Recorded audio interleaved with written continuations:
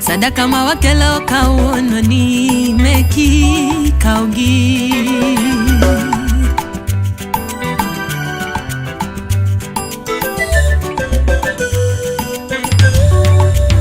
Ruoth iwinjori gi pako, iwinjori gi lamo.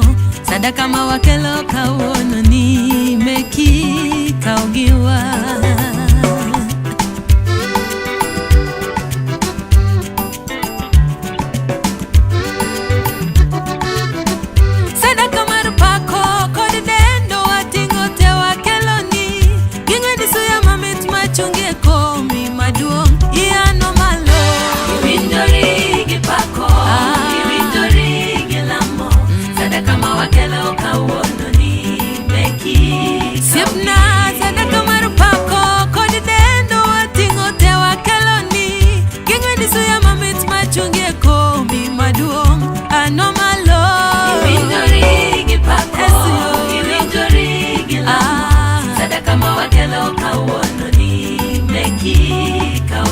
Kakamusana tungo, tondo mula etimuru fochungo i.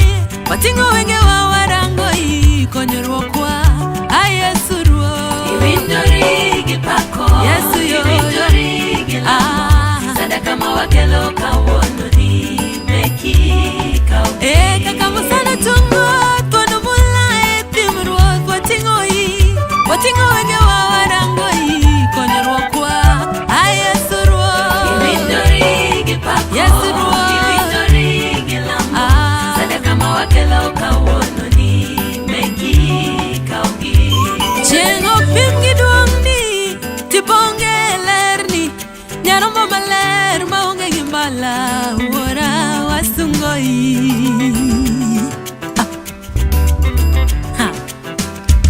Chengo pimgi duongni, tiponge lerni. Nyarombo maler maonge gimbala, usiepna wapakoi. Kauono Yesu jaber.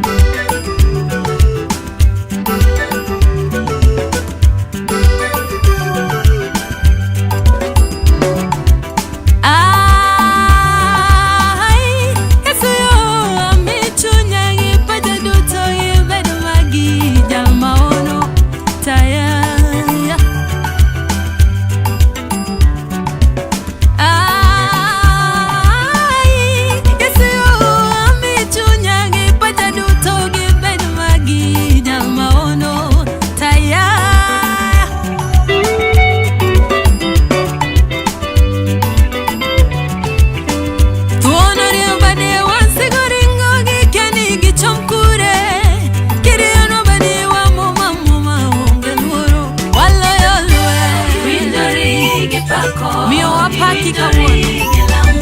Sadaka mawakelo kauono ni meki kaugi.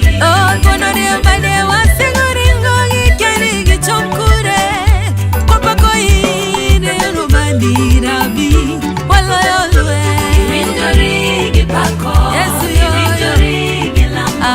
Sadaka mawakelo kauono ni meki kaugi. Siepna iwinjori gi pako, iwinjori gi lamo.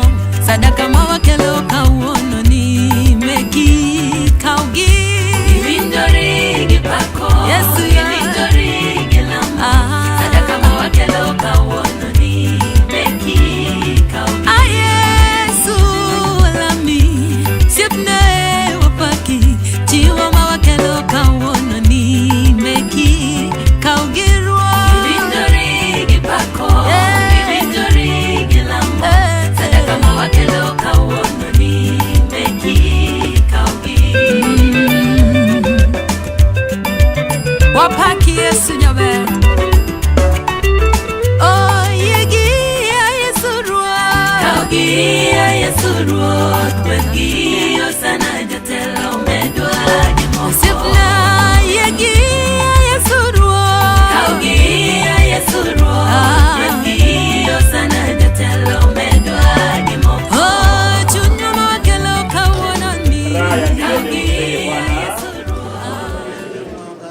apumzike kwa amani.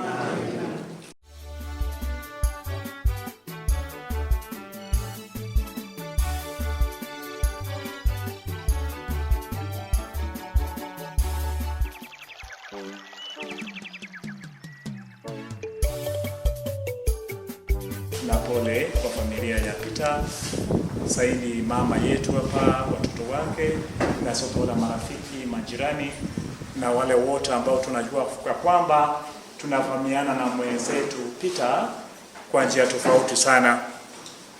Naweza kusema leo nikiwa na lot of courage, hata mimi ni rafiki wa Peter.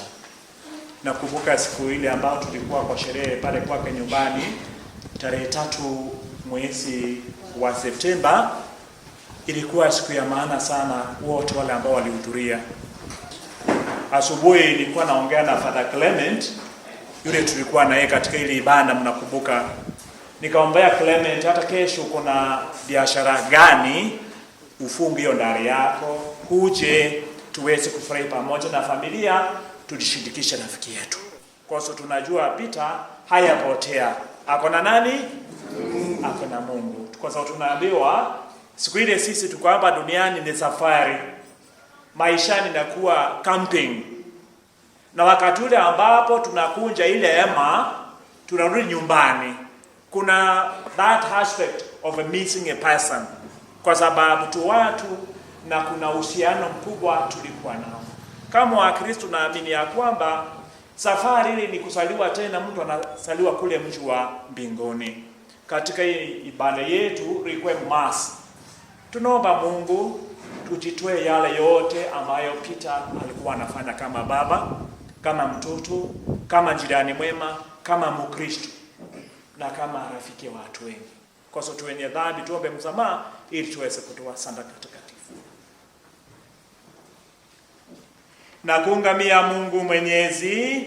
Nani ndugu zangu, kwani nimekosa mno kwa mawazo, kwa maneno, kwa vitendo na kwa kutimiza wajibu.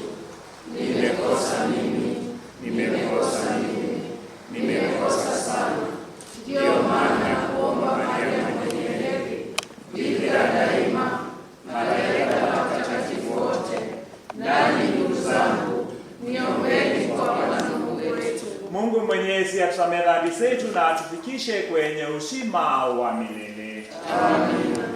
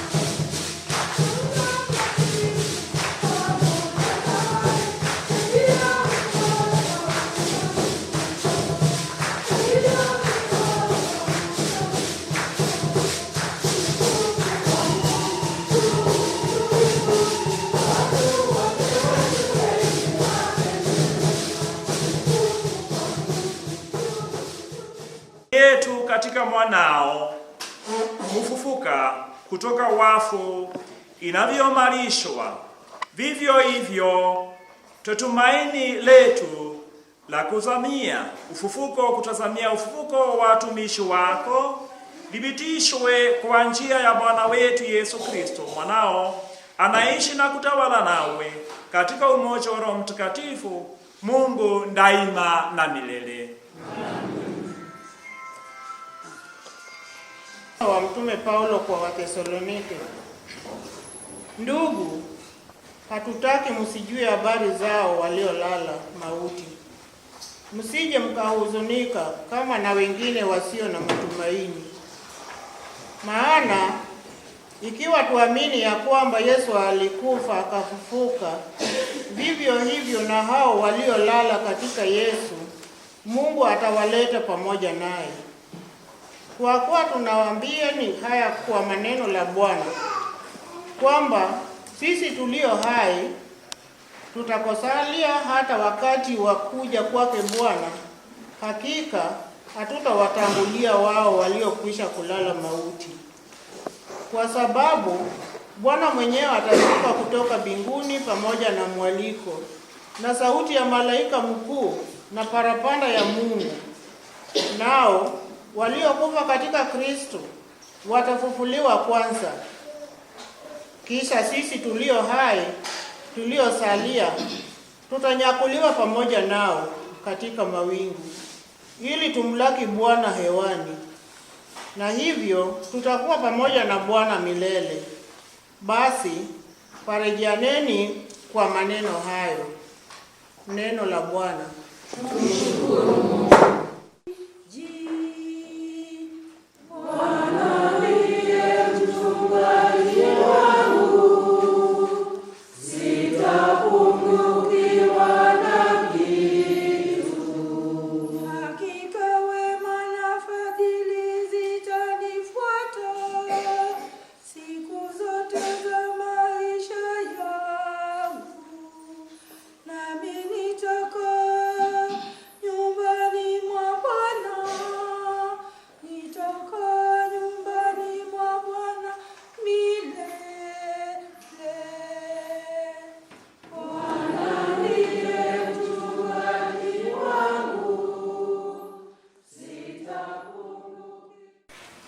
Yesu alipowaona makutano alipanda mlimani, na alipokwisha kuketi wanafunzi wake walimjia, akafungua kinywa chake akawafundisha akisema,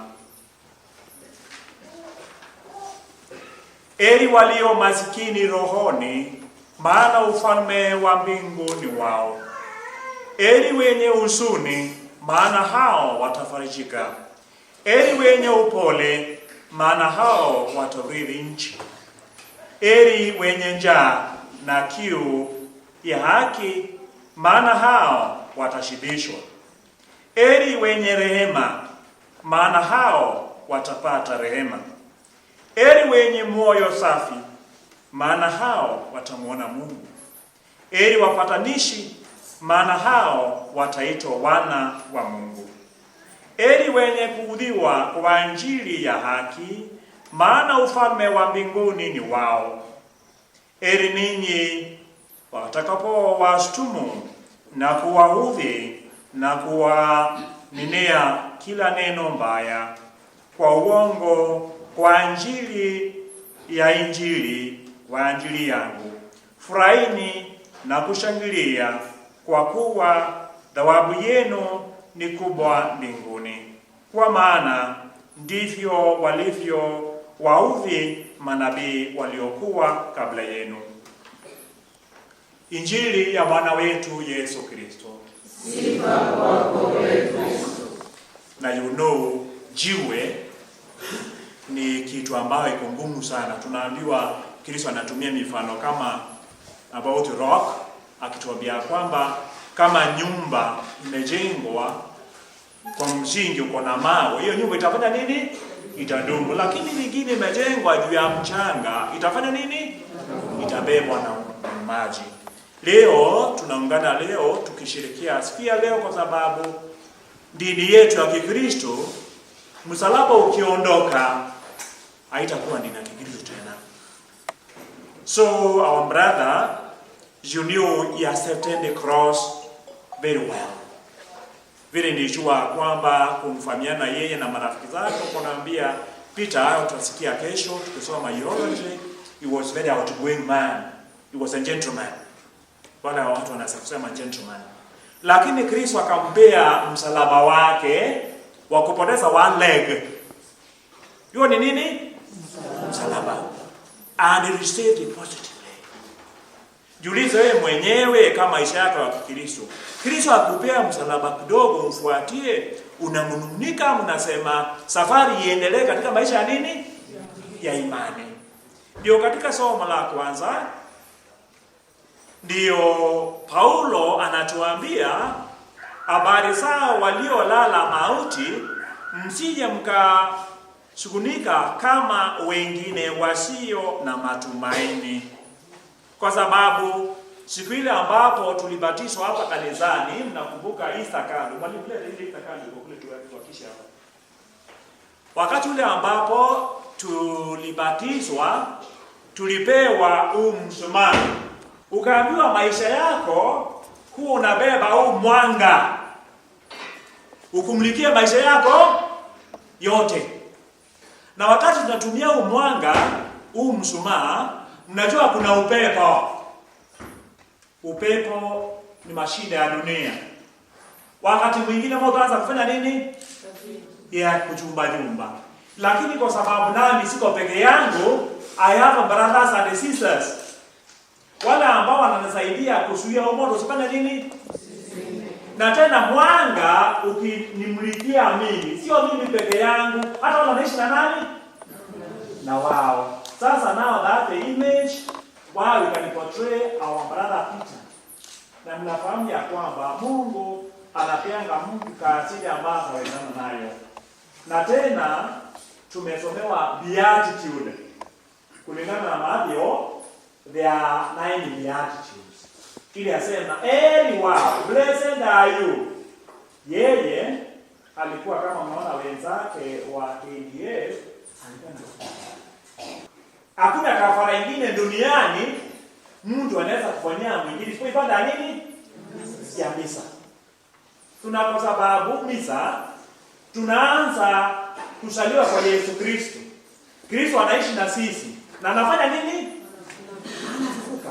Alafu tunakuwa na matumaini ya kurudi tena mara ya nini? Ya pili. Ndio sababu this kando ya Easter ili iko hapa leo katika maisha ya Peter, kumaanisha ya kwamba huo mwanga unamulikia kwa sababu human being cannot die. What happened kwetu kama Wakristo ni mwili unabadilika. Unakuwa form ingine, we get another form. Then glorifying God of Jesus. Ndio Kristo anasema hayo maneno 8. Heri wao. Na akisema heri na mwandishi anasema ningeomba tukirudi nyumbani wala tunaweza kusoma. Ujue Kristo anaongea akiwa amekaa kiti kama mwalimu. Kwa sababu Mathayo evangelist anataka kuonyesha kwamba Christ is a new Moses. Yanasema walipopanda mlima, Musa ndiye alipanda juu ya mlima kuendea zile amri ngapi? 10 za Mungu. Sasa hiyo ni Musa wa kwanza. Musa wa pili ni huyu sasa Yesu Kristo anatuambia heri wao. Hayo maneno yarudie maishani. Useme ya kwamba maisha yangu naangalia mwenzangu na kuna shida. Ili one day my story be told. Kwa sasa hii Peter anaongea through us. Yale ambayo tulikuwa tunaoshana na yeye. Sasa tuombe Mungu apendwa na zaidi tukiombea the family members because the image father is gone. But you know there is fatherhood of God. Ambaye atakuwa akiendelea kukaa kwa familia yenu kupitia now the friend, the bigger family. Also, naweza kusema asante family members for the feast you organized last month. Ilikuwa kama ni maono yenu na Roho Mtakatifu ya kwamba kubea baba yenu heshima ya maana sana. Because I remember that day was very colorful day and you remained in your life very vividly. Because kama saa hii haya maneno angetendeka bila sherehe mngekuwa na nini? Hii na huzuni kubwa sana kusema we could have prepared something to send her for one day tumwambia 80th birthday is for strong people. For us weak tuko 70 na kuteremka. Tunaelewana? Ndio sababu inatuambia. So you people grow strong today, no much one to say. Ni kuomba Mungu, tukiambia Mungu asante for the gift of our brother Peter, na tena all as friends and family tuendelee kushukuru Mungu. Tumsikie.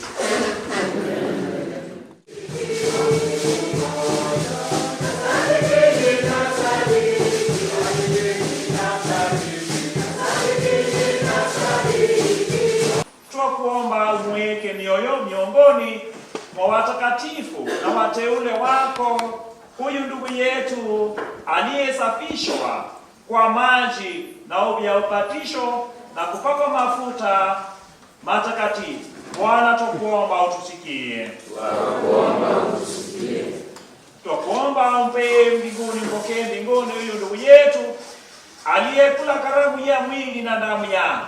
Bwana tukuomba utusikie. Tusali kwa ajili ya wale wote wanaoteswa ili wasifikiri hata mara moja kwamba Mungu amewaacha. Bwana tukuomba utusikie. Tusali kwa ajili ya ndugu zetu marehemu ili Mungu Mwenyezi apende kuwapokea katika ufalme wa mbinguni. Bwana tukuomba utusikie. Wonu apendo nyasachwa sanpolo gepei waduoko ni erokamano Jehova. Setelonwa diki nyaka sani Nyasaye. Ndi setelonwa kwa omo nyathi wa Peter. Seteleka Nyasaye. Chako wuodhe kendo mabiro iri Nyasaye ma ipolo malo. Wakwaye kuom ng'wono mari Nyasaye ni Nyasaye ma jang'wono. Chung kod nyithinde gi nyikwaye Nyasaye. Ket gi chunygi motegno yogo mosedong Nyasaye. Tel jaode Margaret mamawa mondo obed gi chuny motegno Nyasaye. Kwang'eyo ni mano teyo mwadwaroe. Nyasaye wakwaye ni telwa waduto joma nie kanisa kaduto man gi rem gi tuoche Nyasaye. Kwang'eyo ni in emilieyo badi gimoro amora matimore. Chuny obed motegno. Wabed gi dhil Nyasaye mondo watitijini yo makare. Wakwaye kamane nyingi Yesu Kristo tunogo ruodhwa ile mwalo. Mungu muumba wetu na mkombozi wetu wa waumini wote, usalie roho na marehemu, muondolee dhambi zake zote kwa maombezi yetu, apate msamaha aliyotumaini daima. Twaomba hayo kwa njia ya Kristo Bwana wetu. Amen.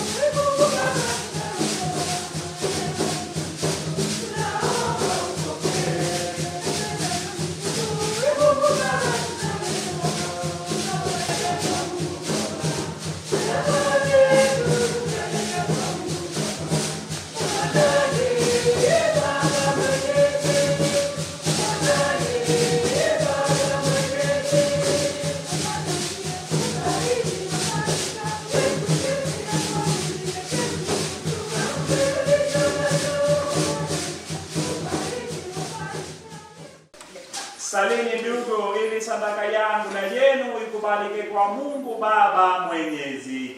Bwana pokea sadaka mikononi mwako kwa sifa na utukufu wa jina lako, na pia kwa manufaa yetu sisi na manufaa ya kanisa lako lote takatifu.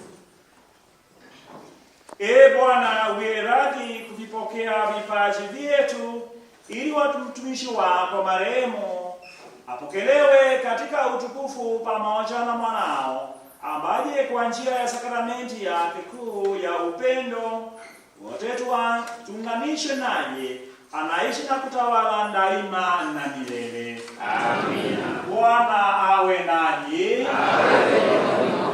Inueni mioyo. Tumeinua kwa Bwana. Tumshukuru Bwana Mungu wetu. Ni vema na haki. Kweli ni vema na haki na tendo la kufaa na la kuleta uongofu, tukushuhudie daima na popote, Bwana Baba mtakatifu, Mungu mwenyezi wa milele. Kwa amri yako twazaliwa, kwa matakwa yako twaongozwa, kwa agizo lako tunakombolewa na sheria ya dhambi inayorudisha katika udongo ambamo tulichukuliwa kwanza. Nasi tuliokombolewa kwa njia ya kifo cha mwanao, kwa ishara yako twaamshwa kwenye utukufu wa ufufuko wake.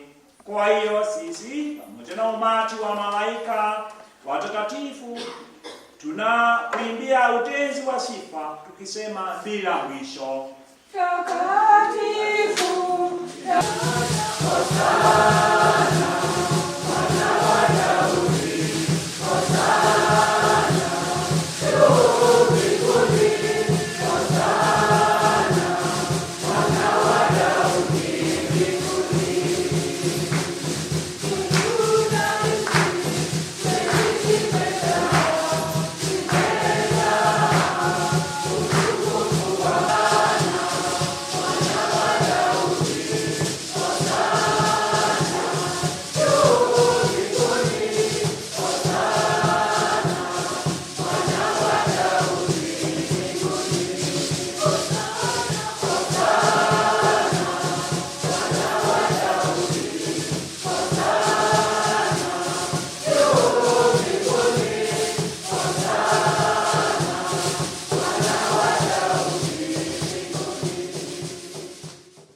Kwetu mwili na damu ya Bwana wetu Yesu Kristo.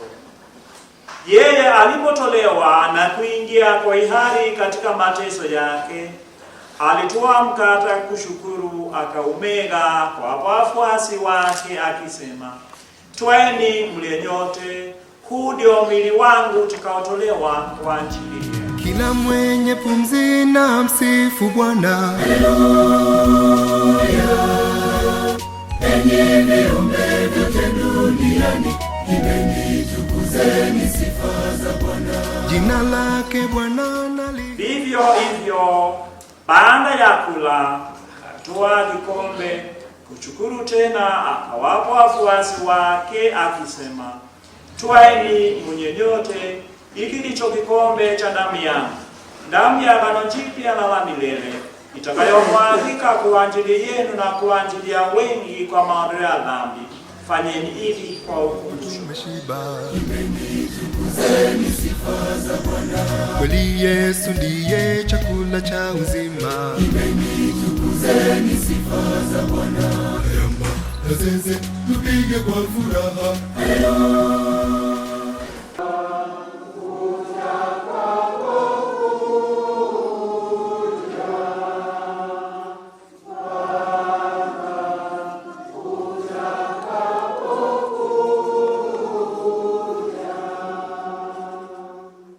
Kwa hiyo Bwana, tunapoadhimisha ukumbusho wa kifo na ufufuko wake mwanao, tukutolea mkate wa uzima na kikombe cha wokovu. Tukushukuru kwa kuwa tumetuwezesha kusimama mbele yako na kutumikia. Pia tukusihi kwa unyenyekevu, ili kwa kushiriki mwili na damu ya Kristo tukushane Utupe leo mkate wetu wa kila siku.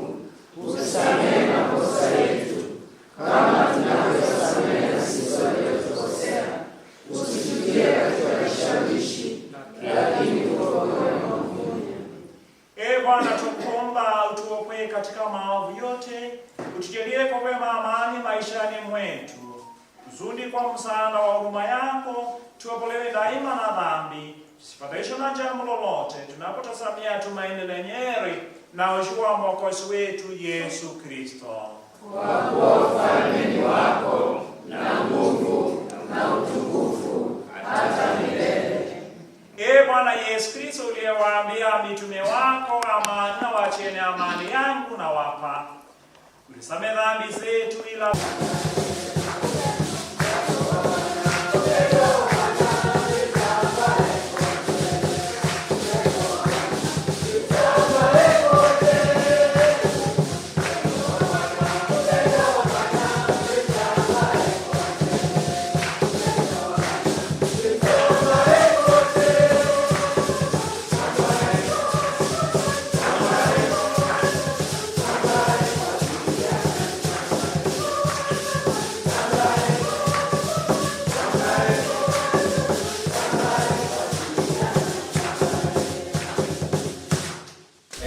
viumbe vyote duniani, imbeni tukuzeni sifa za Bwana.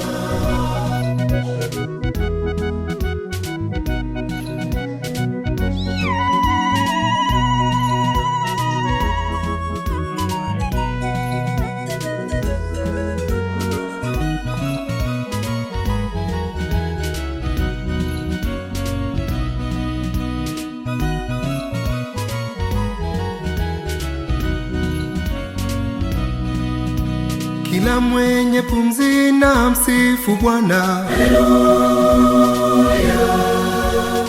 Enyi viumbe vyote duniani, imbeni tukuzeni sifa za Bwana. Jina lake Bwana na lihimidiwe. Haleluya.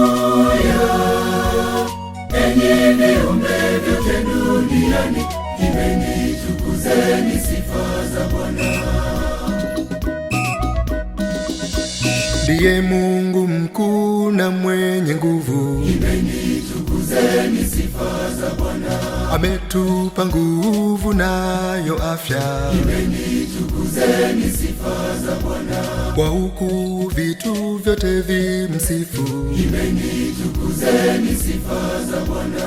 Na sisi wenyewe tuimbe kwa furaha. Haleluya.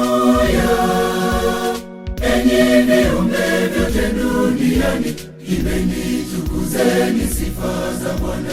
Na viumbe vyote visifu kwa furaha. Haleluya. Enyi viumbe vyote duniani, imbeni tukuzeni sifa za Bwana.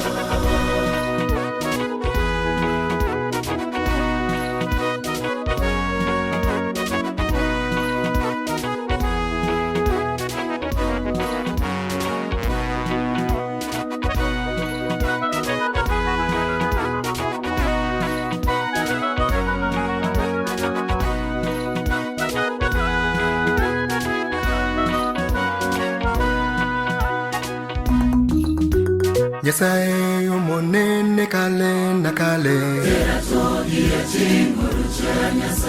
kapua bula mune kamani,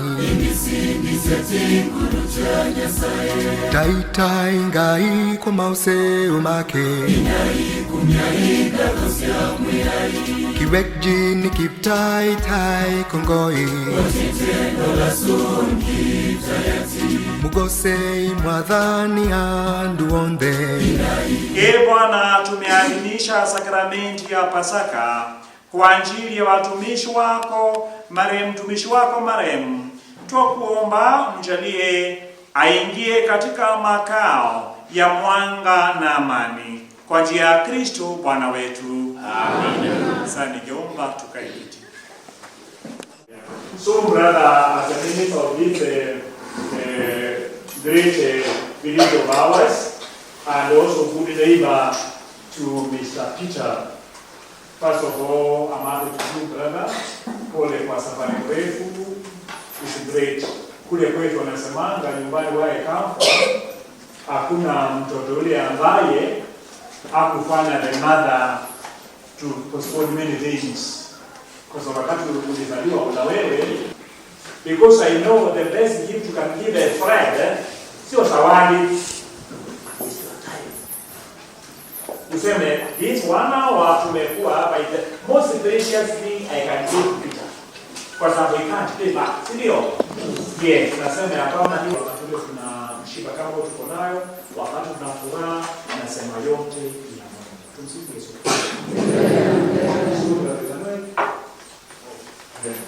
Nilikuwa naelekea huko Dairo. Nilikuwa karibu saa 3:30. Nilimwambia wanaleta mwili hapa.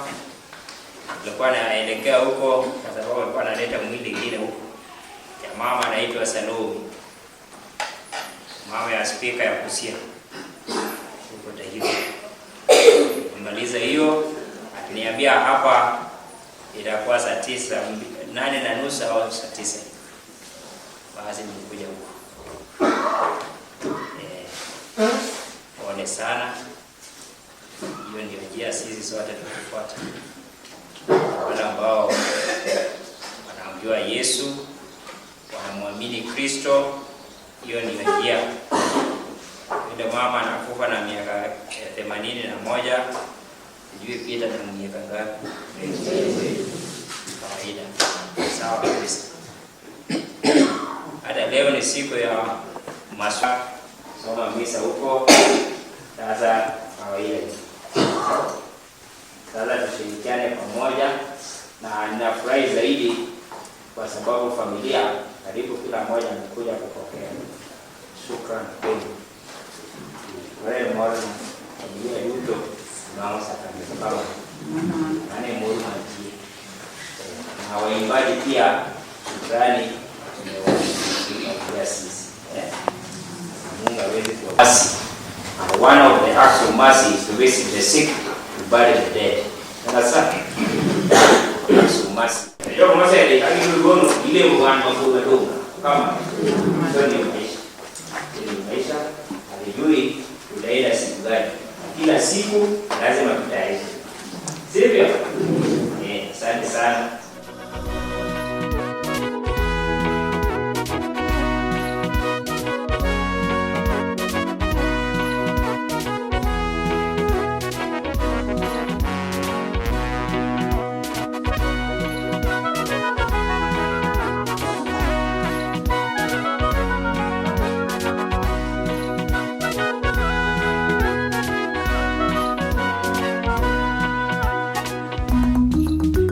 Nyasaye omonene kale na kale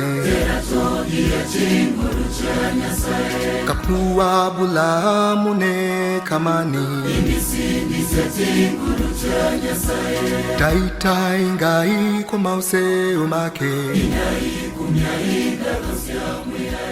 kiwekji ni kiptai wetu akakawangi yie kum Yesu Kristo wadoro digiluo mondo wa yie kringre watu Peter mose waberu gige wakonya se mami yogi mogodudo ngima mondo chieri ro mato beri ngima makare kanyakla manjo takati nyase mondo ng'adni wadu wa Peter bura manguon kugodo ne richne Kristus jakwa maber mondo tele ne kutere dara beri gikwi nyase wuonwa ken gi mor mochwere kanyakla achiel gi jotakati duto nyim ruoth igiko digni amen wadu wadi dwoko kama kau tunye utere nyasa Bujo takati mwanya se kwenye uru kumana hika magotro ne uru Kristus manochu imuno ka imer mare malaika magnya se muno kete pa Abraham Yumo kumi erua Mondo chun Peter meseka yumiyo kati nyasa Amen nua wachio wadu wa Peter yuwiti Wani gene ni obiro chie chiemo gi kanyakla chie gi duto moseto kuom Kristus. Kobiro mangima kode nyaka. Anya se wagoni ero kamano kuom hawi duto manisemiyo wadwa Peter e piny ka. Manyiso ni in wuonwa morito wake mami wang'eyo ni wanendero gi jotakatifu kuom Ruodhwa Yesu Kristo. Ruoth, yie winj lemwa kirwako wadwa Peter e polo. Kendo konyowa mondo wakonyre hogo. Ka yie wajiwa nyaka wanendwa duto ka wabedo kanyakla achiel gi Kristus kod wadwa Peter. Kamano wakwayo nikech Kristus Ruodhwa. Sasa amemwita ili ampe maisha ya mbinguni yasiyo na mwisho. mwili wake tutaweka ardhini kesho kama mbegu ya mwili utakao tukuka, na roho yake iingie katika raha ya milele. Kwa kuomba Bwana, umpokee huyu ndugu yetu Peter Ayimba katika uzima wa milele na utawala wako, apate furaha isiyo ya mwisho na kukaa miongoni mwa watakatifu wote milele na milele. Amina. Kaugia Yesu ruo sana jatelo medwa dimo yawala mama wakelo kawononie. Kaugia Yesu ruo sana jatelo medwa dimo oh pakiden mwakelo nigi. Kaugia Yesu ruo sana jatelo medwa dimo sibna wende mabeyo beyo mwero nigi. Kaugia Yesu ruo sana jatelo medwa dimo hey kaugia Yesu ruo. Kaugia Yesu ruo sana jatelo medwa dimo hey give me wae makeloni. Kaugia Yesu makeloni sana jatelo medwa dimo nyakate ko mimi wa mwationi gogi. Kaugia Yesu ruo sana jatelo medwa dimo hey dwal mimi wa mwerni godo. Kaugia Yesu sana jatelo medwa dimo simna ina miwiro wa wationi. Kaugia Yesu sana jatelo medwa dimo baba ina migwendo wa wationi. Kaugia Yesu sana jatelo medwa dimo wationi wala moi. Kaugia Yesu sana jatelo medwa dimo aheri japuonj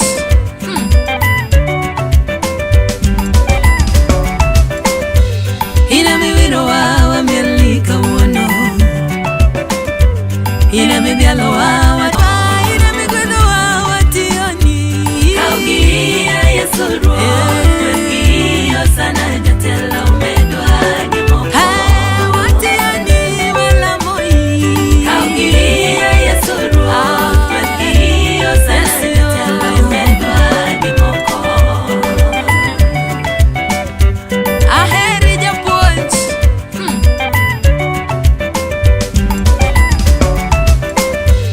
ina miwiro wa mielika wono ina mibialo wa wationi atalo gigo mimiyo wa wala migodogo wationi.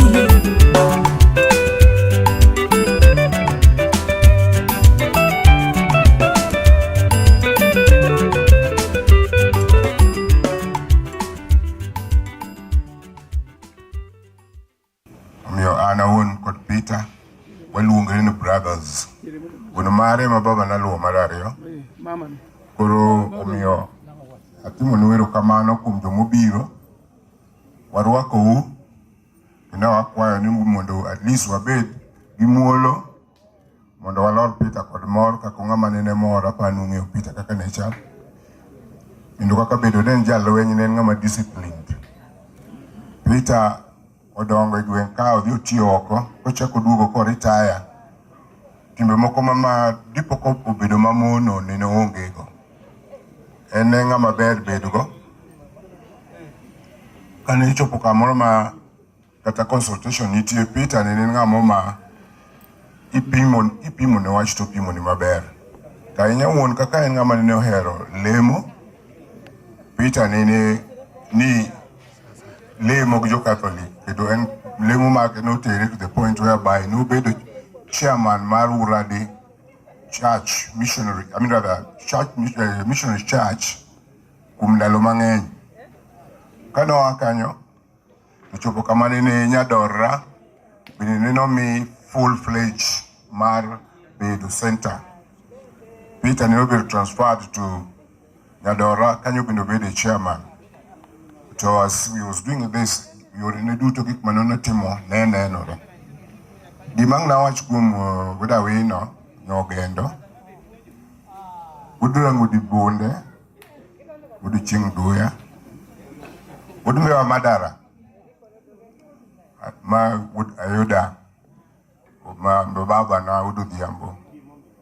Baba newa dongo karachiel ye. Magi duto kang na watch mangain marlit litwa. Udimang na watch ni Peter kani no join Jolwen no join Tanzania. Hapa no nicho no asewa chuduto. Ngani nicho no watch for those people who are not there at that time. I am no one, but the truth of the matter is ne. Peter ne nga makano action no be join no join the KDF ma Kenya. Bo continue ko dinya kanyo to retire. And panu nyalone no kak ni tent mo na mo keto mamargi. Gin kod rewrok margi ma jolwen miluna lumiro. Mamano at least and very encouraging. Kawan gachel ko who could of course associate Kodiji in that manner makulo kelnikae. Omio ka macho ni pitove to one pudwa dong chien. One family kai mo able to take care of. Kalo wore ko dadi ramantie. And mana kwanya sai mundo medwandalo to kitwakala chill the way it is. Nitie the family extended family mama wa magocho akumde kwede manyimege wodiotede magogin extended family. Man, as you have been working together, Kapita Podingima, you are welcome. You are very, very welcome. Most of you people who may are very well because we have been associating all along. Ero kamano, okabiwacho mangenya, arwako welo duto, kenda kwa mama on the bed, you feel at home. Manakaka the MCO wacho, ni tijo wa ma kuinji doa. Abuna wacho matin, ma nyalo konyo wa mundo at least usiepewa mwa maboyo mundo winje kumagimawa wacho. What I'm saying actually, I won't talk much in the English simply because I've already covered a lot of it in Luo, but it is my pleasure that we've got visitors who have come from various parts of the country, and in fact beyond, some of them are coming beyond the borders. So you are all welcome. As I'm speaking here, we grew up together with my brother Peter, and at that time, grew together with Peter until such a time that now we separated. When he went to Tanzania, I also went to Nairobi, and of course we were pursuing our professional sort of goals. But I'm very grateful that at least when he joined the KDF, at that time it was the East African Forces, of course in Tanzania, so he came back to Kenya and he joined the engineering department, the engineering squad within our military setup in Kenya. And because of his hard work and association and discipline, he joined forces with a lot of his friends, and these friends of his have already formed Alumiro. They'll of course explain that themselves. I want to dwell into this, but I just wanted to highlight the fact that these people were working together, and we can see, you can witness and see how organized they are. They have got their own tent here, and I think later on you'll see when they're giving their speeches, they of course with reference to what they were doing. Right, as far as Peter's family life is concerned, I think it is very evident that you can see how he has organized his family, and us, Ayimba family as a whole. He has been our current chairman of Ayimba family. So we are going to lose him, but I will say, I hope we shall have to forge ahead. So he was a soldier, and of course he just tried to transfer the mantle to us. Thank you very much. When I talk here, I talk on behalf of Josogoma, Kachiel Koran, Kaka, my personal friend, ni aoro condolences maga, ni the family. One kodu Kachiel, it was just recently, Manyuchi that Peter celebrated his 80th year. we were all here celebrating with him. We did not know that that was the last years he has to spend on earth. But we thank God for giving him all those years, because even the Bible says that the years were shortened of the human beings, that when you reach 70, maybe that is the most, and when you are added, it may not pass 80 years.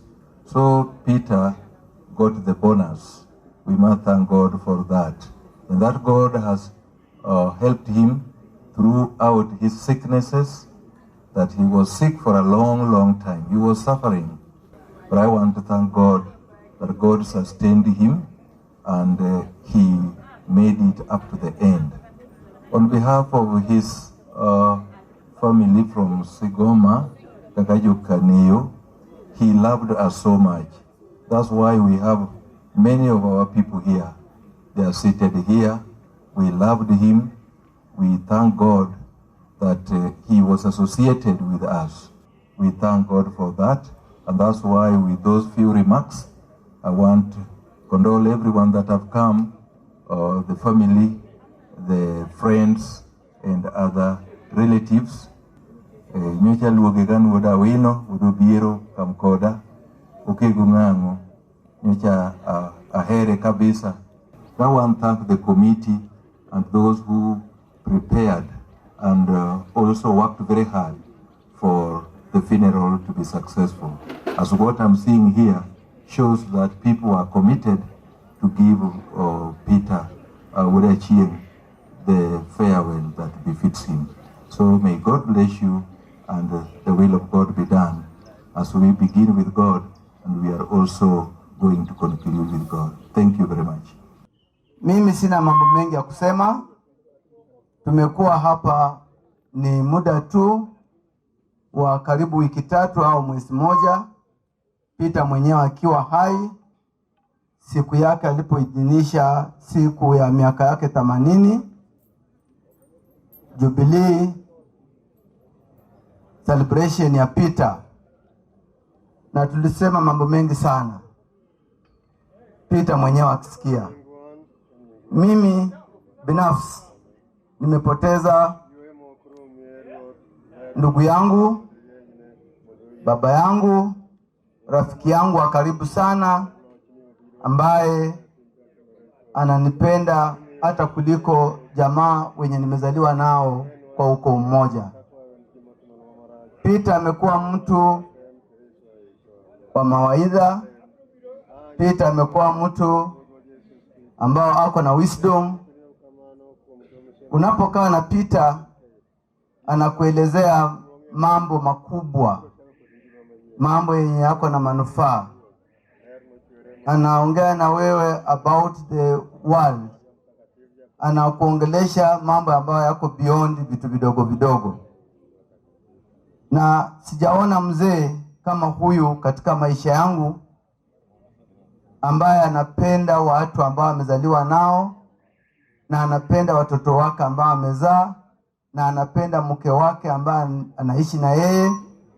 Ukikuta Peter hapa bomani na watoto wake, utaweza fikiria ni wasichana ambao wamezaliwa na Peter kwa tumbo moja. You can't believe are Peter's daughters. Unaona kama ni wasichana dada zake Peter. Hawezi kuita mtoto wake jina, anamuita kwa jina ya sifa. Na kila mtoto Peter amempatia jina ya sifa. Wako Nyarajoga, majina mengi ambao utashangaa. Na mimi najua Peter ako kwa safari na atafika kwa makao makuu yale ambao maandiko matakatifu mara kwa mara huwa inatukumbusha tutapata kwenda kukaa na Kristo Yesu. Watu wengi ambao wanaenda hii safari wanataabika, wanahangaisha watu, lakini Peter mwenyewe Mungu alimuonyesha na akajipanga, akaita familia yake yote, akaita marafiki zake, akaita wa colleagues wake wote wa KDF. Tulikaa hapa last month tukisherekea 80 years jubilee ya Peter, na hiyo peke yake inaonyesha kwamba Peter alijipanga na Mungu wake. Jambo langu la mwisho ni kuomba familia ya Peter. Peter ameenda, lakini sisi bado tuko, maisha bado inaendelea, bado tunahitaji kutembeleana, bado tunahitaji kushirikiana, na bado tunahitaji kufanya mambo mengi pamoja vile tumekuwa tukifanya na Peter. Kwa hivyo kwa niaba yangu na familia yangu tunasema pole sana kumpoteza Peter. Mungu aweze kuiweka roho yake mahali pema. Mbarikiwe sana. Nyithindo duto manyithi Peter nyocho timoni kaka neno timona. Bomiyo gonyo waneno ler. Mano jakomna kata mai idala. Omiyo alalo mang'eny.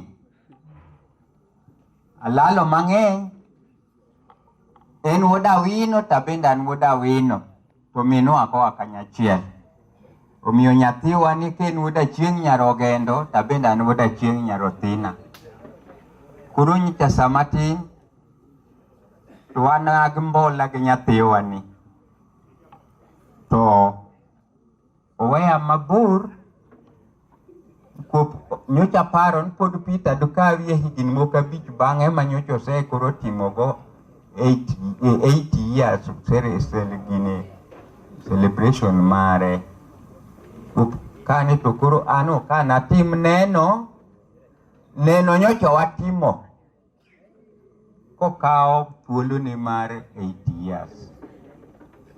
Esaye mondo telunu kamu ae nyaka kenda anu chop kamu ae.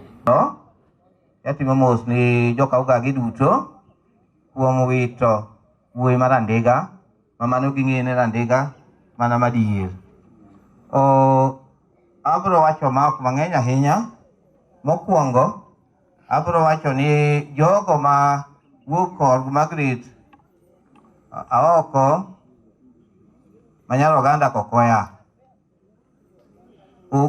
kama gintiere gichungi fwaye kaka benda fwayo ni chagin mwalo kacha pod gibiro nikech kane Peter nodhi okawo nyaka man machiegni. Ing'e ni nyaka man machiegni dhano nyalo biro mang'eny.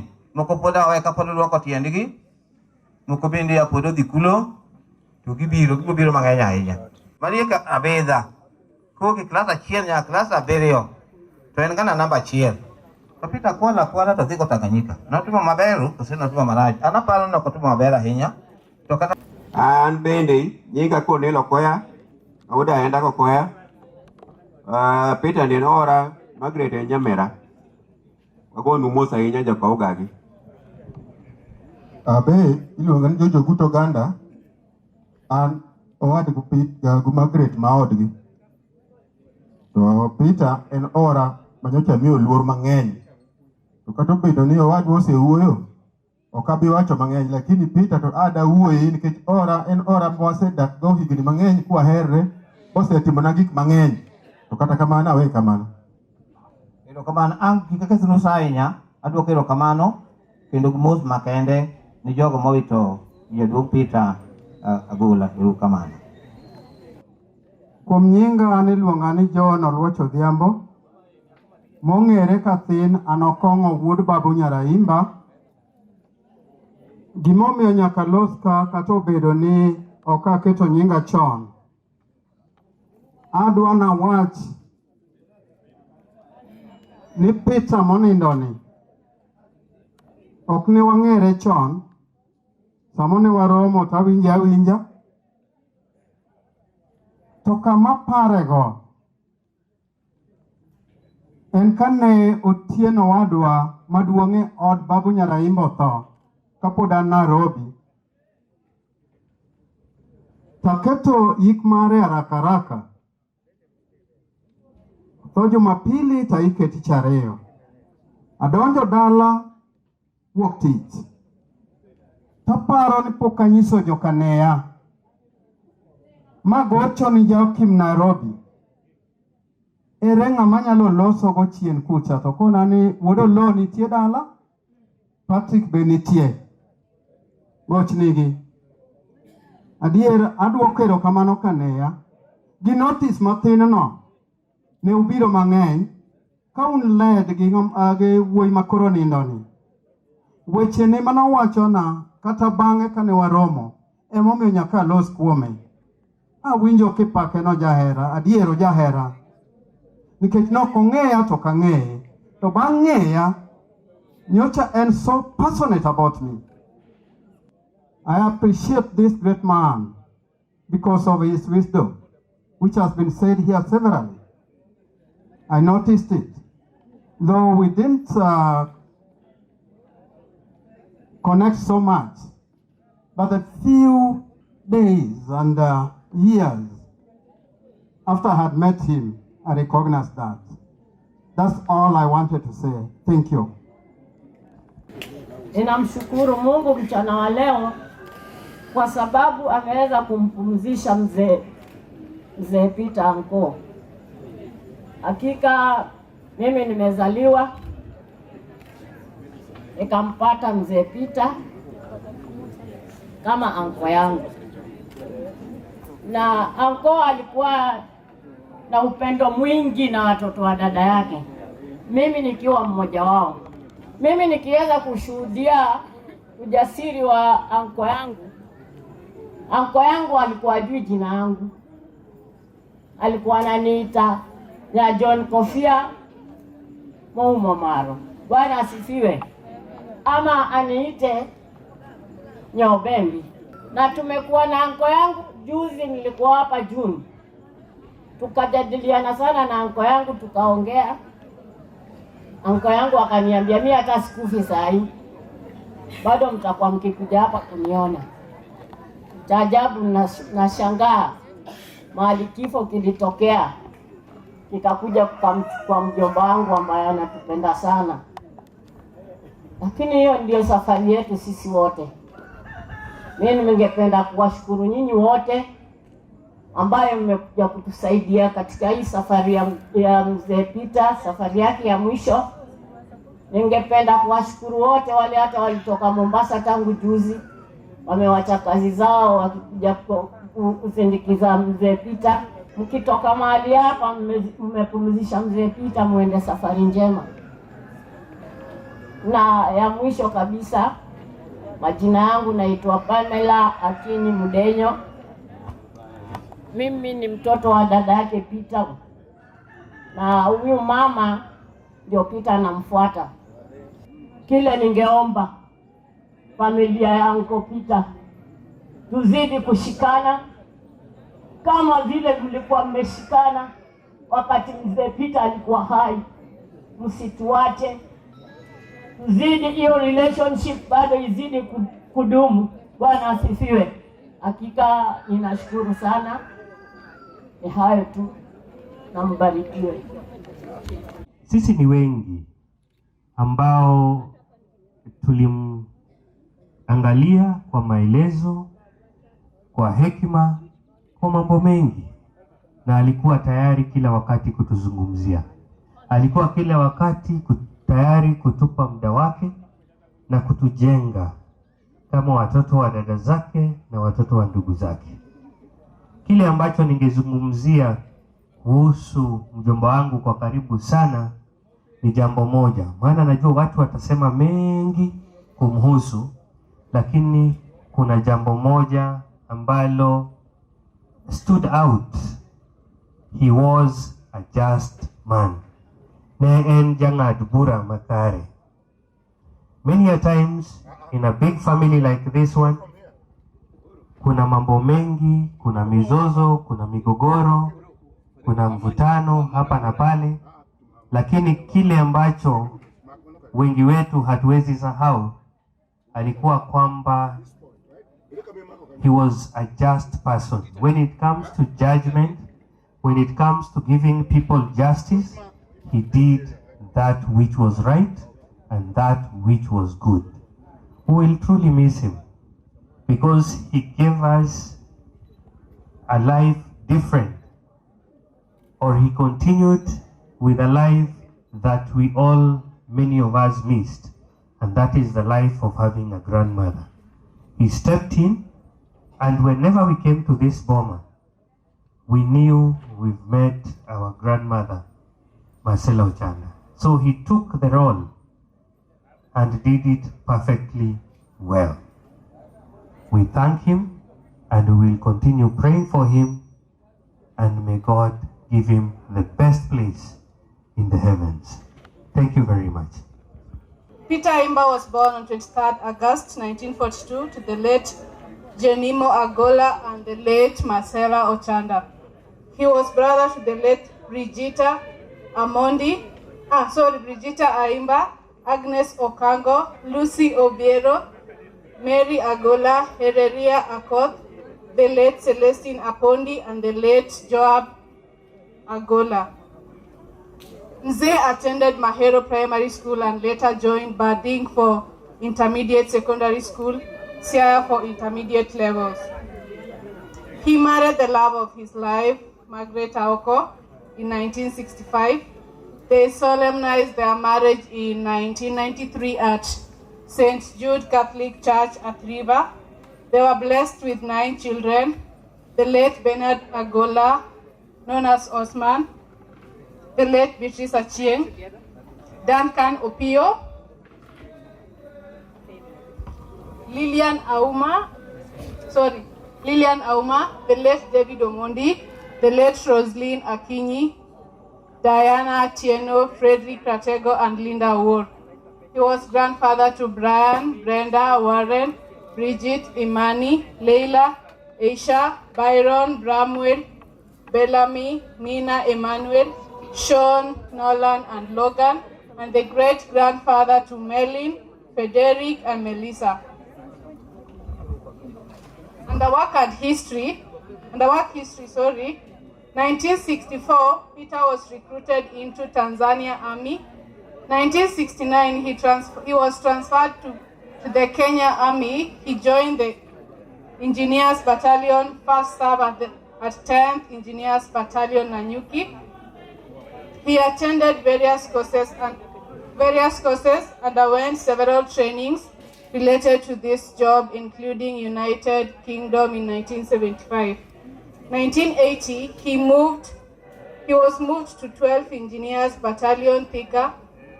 While there, he was also serving at the Archers Post Isiolo. He grew through the ranks and was a favorite among his seniors and juniors. Among his notable roles in the army were: number 1, a parade commander, a trainer. 1988, he retired from the army at the rank Warrant Officer 1. In 1990, he joined Kenya Meat Commission at the river as the head of security. In 1996, he retired from Kenya Meat Commission. The Christian life. Grandpa was born in a staunch Catholic family. He was baptized at St. Peter's Clover Catholic Church in Nairobi in 1942 as an infant. He served the church at all levels and rose to being the chairman of Radi Catholic Parish for 9 years. He religiously attended Mass every Sunday. He's a godfather to many. When he became grounded with illness, the local priest would offer him Mass at home regularly. His social life. Peter was born a leader in every social grouping he was involved in and would all the time be given a leadership position. He loved wholeheartedly. He was honest and would tell things as they were without sugarcoating. He loved good things and was very neat. Grandpa was energetic and active until 2016 when he developed high blood pressure and later suffered stroke. During the same time, he was diagnosed with diabetes type 2. In 2018, February, he suffered another stroke and was admitted at Aga Khan Hospital, Kisumu. During this time, he lost mobility of his left hand and leg. In 2019 August, he developed a wound on his left leg that to responding to medication due to diabetic condition. In February 2020, he had his left leg amputated at St. Monica Mission Hospital. He had adjusted well to his condition and was faring on relatively well until 5th October, when he started complaining of persistent headache. His doctor advised on a change of his blood pressure medication. He got a relief which was short-lived as he succumbed to illness on 11th October 2022 at 3 a.m.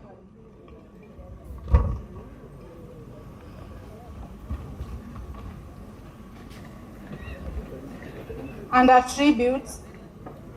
This is from nephew and nieces. Soja Ward Hula. We don't know where to start and where to end, for the greatest Mugumo tree of our time has fallen. You loved us as your children. You stood in the gap anytime we needed guidance, advice on critical matters, and consolation. In you, we had a great friend. Visiting Kagola was fun. Stories on how you and your siblings, our parents, grew up and how you were tasked to take care of them as the eldest. Wodgi Oiro John Gi Odhiambo Kawaka. In you, Agola and Marcela Ochanda lived. In you, Ayimba lived. Wodgi Nyiri Mabeyo. In you, our departed parents lived as Nikwa Ayimba second generation. We have lost a great father. Digikwe Jakoching, Nindikwe Okeo Sigoma. A good. That is from nephew and nieces. From grandchildren, that is us, a good guider, wasn't irrational. He loved each one of us equally. He could correct you instantly without any fear. When you do something wrong, he would say, Pumbaf. If you hear him say this to someone, he or she must have pissed him really bad. Everyone who passed through him when young came out very straight and focused. He did not tolerate any nonsense. Kwara, we still love you, still missed, and forever in our hearts. A life dedicated to family, community, and God. We will always remember the mornings listening to Radio Ramogi and the Nyatiti songs. We will miss you, a grapefruit juice and the farm handshake. A leader and grandfather to many you are. Rest well, Kwara, we miss you. Wan kaka nyikwa Ayimba nochoko wakara chiel, to noketo wakara chiel kaka nyithinde. Onge chieng' manopogo ni mako donjo, tomato nyara, tomato nyanyamera. Sasa mane wachopo kato kuongo yuagi gi nying mamau. An nyar Masolo, to kadonji dala kato gima nokuongo wachon, ai Masolo nyathiwa, mama noweya ilweti, to koriwe na nyithindo ta onge tienda, mada wuoth go gi nyithindo. No yuak pile, lakini ne wang'eyo ni nitie warmth moro ma kwadonjo e dala kato Marcela pod ngima. Kana chako ng'wech mar siasa, no luonga bopenja diriyo. Nto Morina Nyanyamera Wonyaluanda. In gadier ni gini idwaro, tawacho nena dwaro. To chako nuoyo na, ni kikiketa gitienda maonge monda landi, tidwa biro milrika, gini idwaro. Tawacho neni nera, okanyal biro babet kae bawach ni nadwaro safar, mokanyal wuotho. To wacho na ni nyakwaro, kobiro kadangi, imi tong katen mana tong mofuo nyaka dog gi tong korgi. Koro ka ugagi ka, awene tijno ene mubro tiyo. To noti adier kuma nobeti e piny ng'ata kakadho to umi tok dala. Biane, to be ung'e ni nyar Masolo chung, to utime ang'o. To gima noyuago pile, noyuago tiende gi dende marame. Ae tienda, David nan gi tienda, da sewuotho badhi nyaka udenda, adhi nyaka Ndiwo, adhi amanyo ni kura. Nikech wadewa ntie iye nyaka uingi nyaka kure. Pile gima noyuago na tiende. Manera na ni ok nen mana nerana. Nen wuonwa, to nen minwa, to nen Marcelo chanda. Kibiro kakata gi nyithindo ng'eyo ni gibiro ka babu. Lakini piny en piny, Nera was a great man. Emomiyo no nindo gi kwe. Okochando ji. Nong'eyo nen ng'ama ji oluoro to nyaka notiek gi ji maber. Emomiyo kata neno ka jo Usonga odonjo ka, jo Usonga represent baba na ma Oduor ka kek. Tagoero kamano kapok wadhi jachenro. Dakwayo mana wuodwa maduong' mobiro represent Oduor ka kek. Ofwa dakika achiel kapok aketho chenro maru. Nikech gini baba wa mobiro kae. Ma bed ni Oduor ka kek nitie, do biro yuago Peter Kagola gi Sembe Rombo ka ore mong'eyo no pidhone dhako. Koro Imrombo ema ne Oduor ka kek dodonjo go kae. To do yuago ore nikech Peter ne osiepne to ne en wuon nyithinde. Makata ka jaduong' otho oyudo ka nera onge tiende. To no yuak nikech owacho ni Ntima Solo awe ugunga nikech ane manonego bed nabiro omou to piny omaka. Koro we arwak jo Usonga dalawa, aketo program matin, lakini we arwak wuod mama, Michael, angi mosie jo Kaugagi, tikel yuak moa Usonga. Ani dongan Michael Oduor, an wuod Oduor ka kek, an makoro antie a represent mzee ne Nyasaye na osekao. Nene romo ahero sana, pero kamano uru. The command post is empty. My father was a caring and doting father. He loved us and supported us all equally and unconditionally, especially education-wise, irrespective of gender. He was a disciplinarian, and sometimes we would feel like he was handling us as he would do his army recruit or trainees. However, when we look back, we realize it was all worth it. We truly appreciate and we owe the people we have become in society to him. Despite him being tough, my father had his soft side with us. He had a special name for each one of us. Boda Uma, Nyomondi, Bod Nyamamba, Nyarajoga or Nyarabala, Nya School or Nyajapunj, Wangerache, Nyomera or Nyajamoko.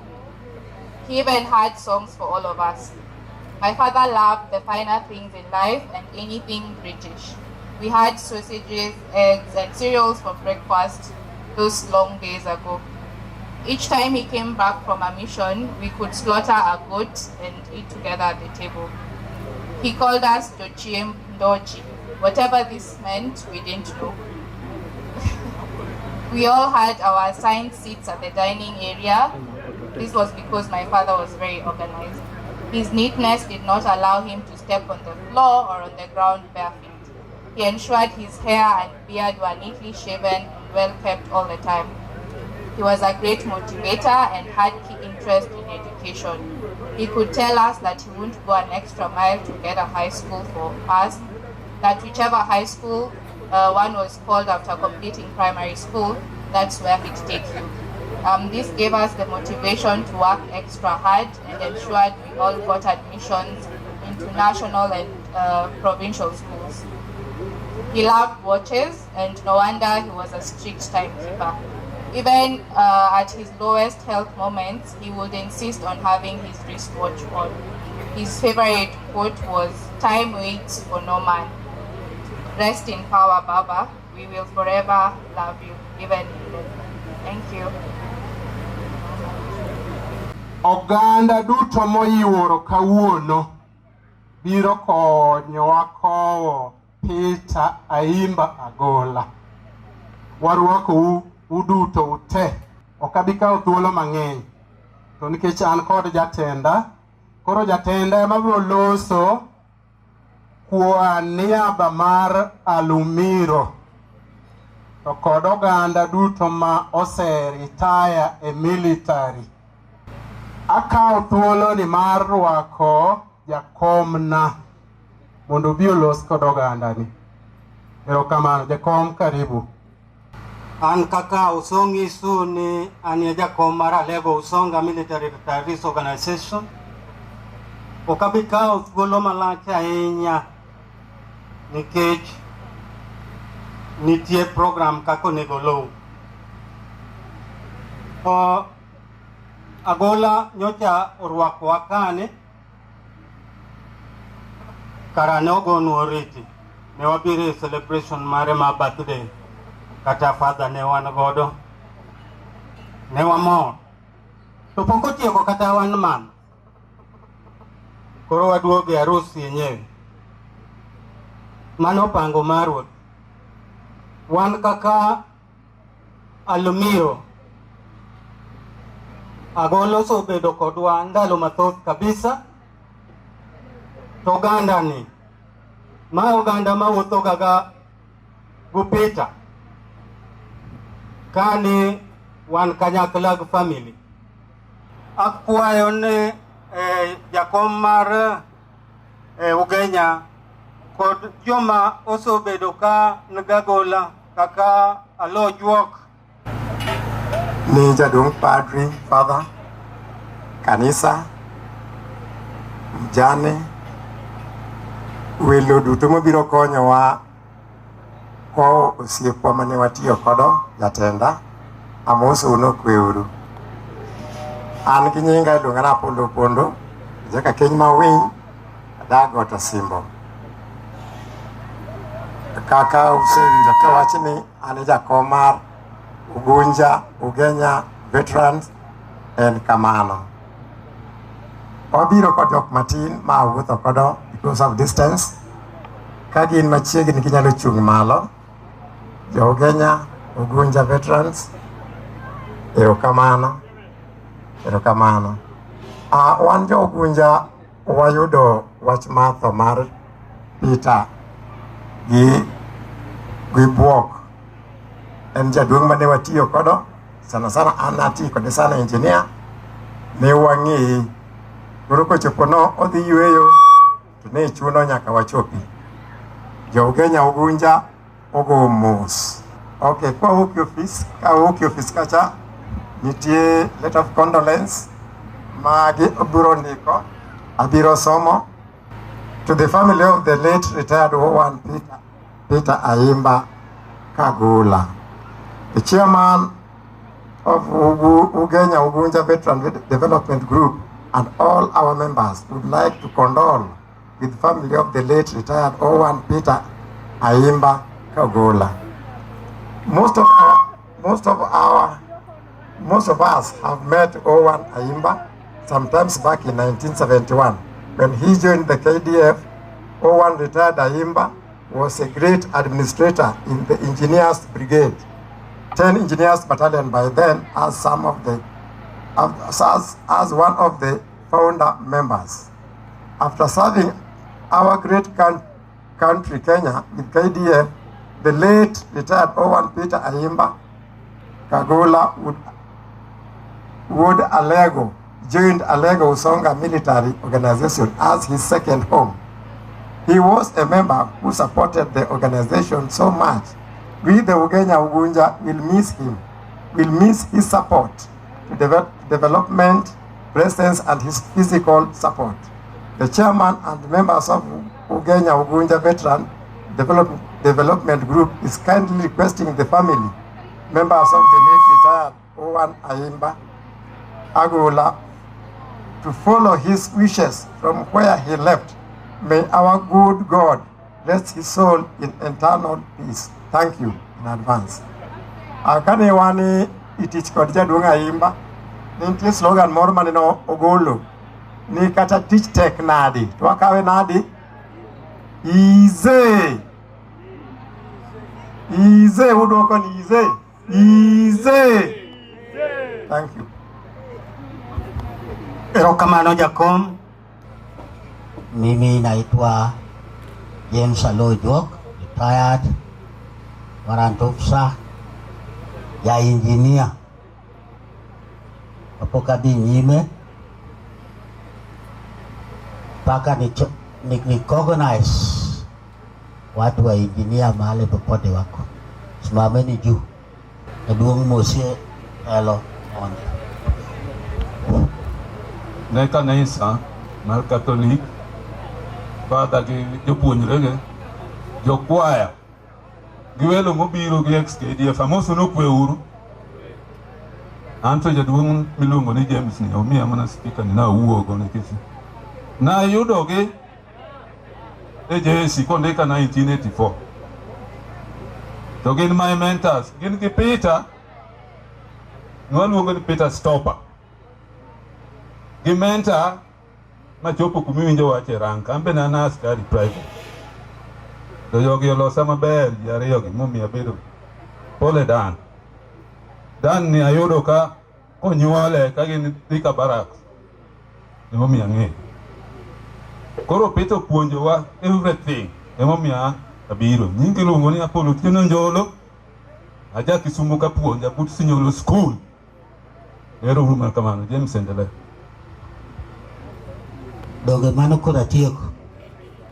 Jo engineer manitie kanyo kata ne iso itie engineer to ni in makanika ne onjo gino chunga malo monde fuadu aneno nen wei ma okawanya alwacho nyane ne wasebiro ka wacho watne mwatimo neno kongima wane wasetieko timo ne ndai ba kongima sani koro wagona na imboriti dongero kamano joturwa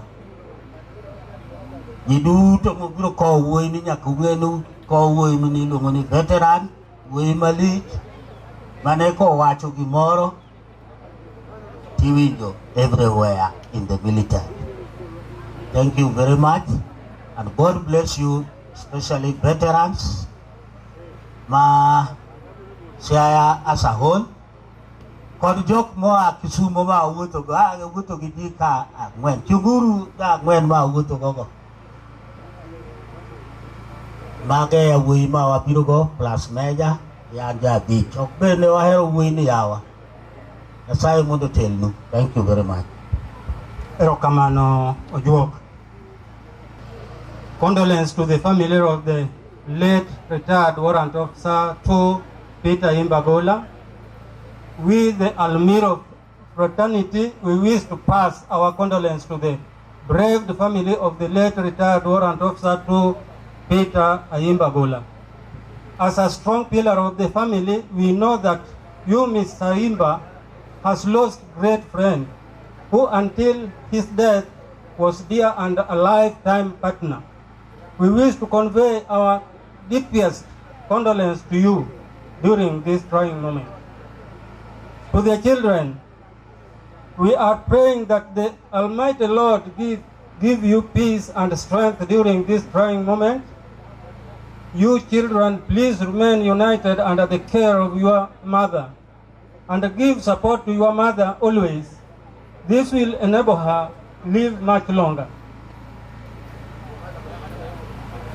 To our colleague in Alumiro, let's regularly visit and pray for Mrs. Ayimba and family. May the Almighty Lord protect you, keep each one of you safe. And may the soul of Mr. Peter Ayimba Agola rest in peace. Amen. Aniluonga ni Crispin Odoro Moga, aja usonga modaki usonga kanyo, to anie jakom mar Alego Usonga Military Retirees Organization. Euro kamano. Nang'e gwe mpira to kang'e nang'e gwe mpira nyaka owadwa ma Peter no wacho na ni Kobul in bendi romo Kisungu ming'eyo mang'eny gi bende okon joka Ayimba ibe kawuono Kisungu nigi okonye joka Ayimba. That was the first time I held a microphone and spoke before people, and from then on I've never looked back. It's a forward movement because he realized the talent maybe that I have.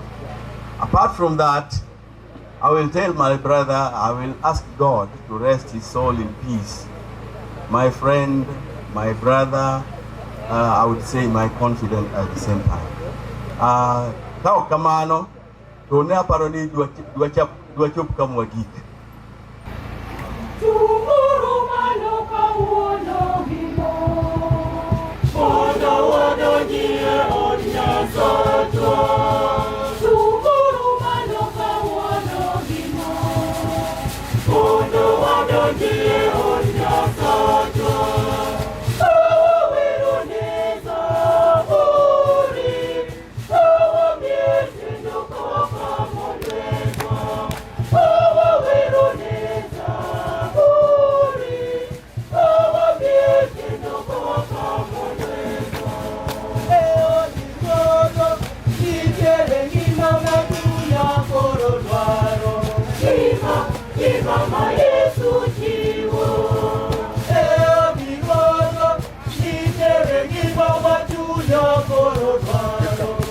ngima ni mama Yesu chiwo.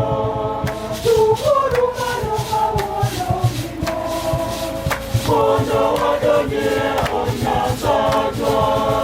Shukuru mano kawuono ngimo mondo wadonje od Nyasachwa.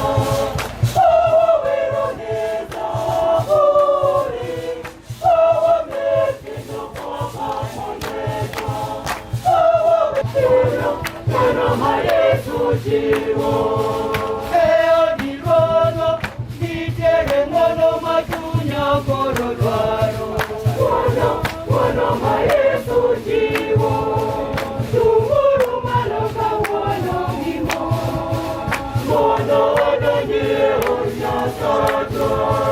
Tunguru malo kawuono ngimo tunguru malo kawuono ngimo mondo wadonje od Nyasachwa. Wawiruneza buri kawamiekendo kakamonetwa.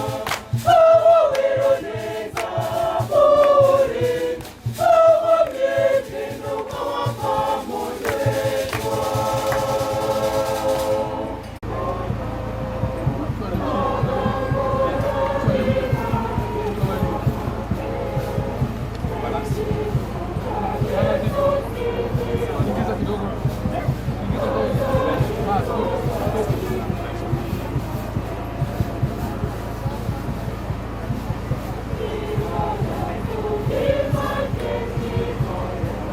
Status ene wuono kendo Nyasaye makonyowa e yore duto. Okonyowa masira duto mondo wakony mondo wan bende wakony joma nigi masira moro amora kwahoyogi jood ma Nyasaye osehoyowago.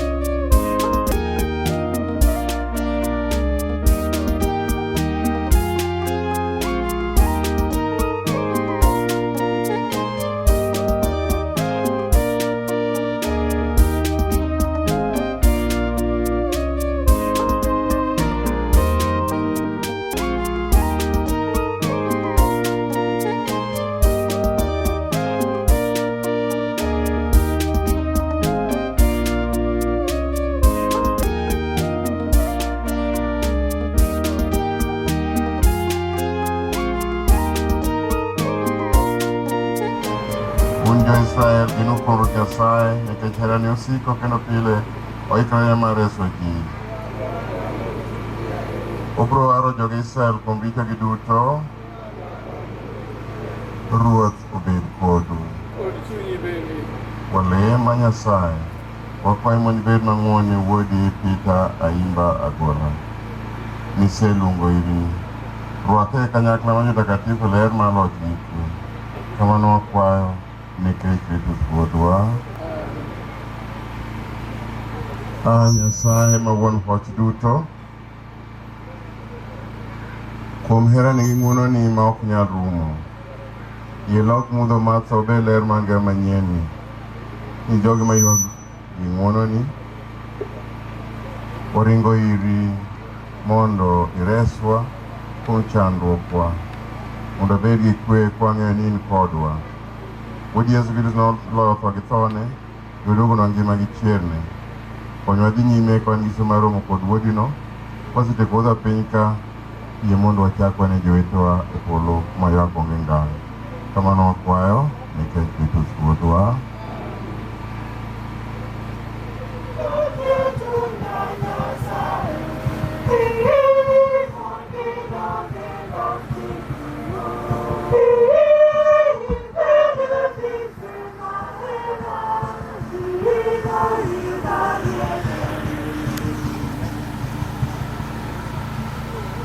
E nying Wuon gi Wuowi gi Chuny Matakatifu, ngima Nyasaye Wuon kendo kwe Ruoth obed kodu.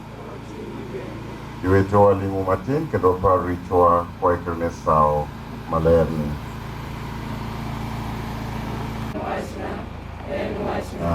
En wachna maduong' ahinya. En omiyo akwayo Maria Mtakatifu, Ika mochwere, malaika, takatifu duto, inunawe tena ginyinema, wanauru kongo Nyasachwa. Nyasaye nyakalaga mondo kech wogono richo wake tero anja mochwere.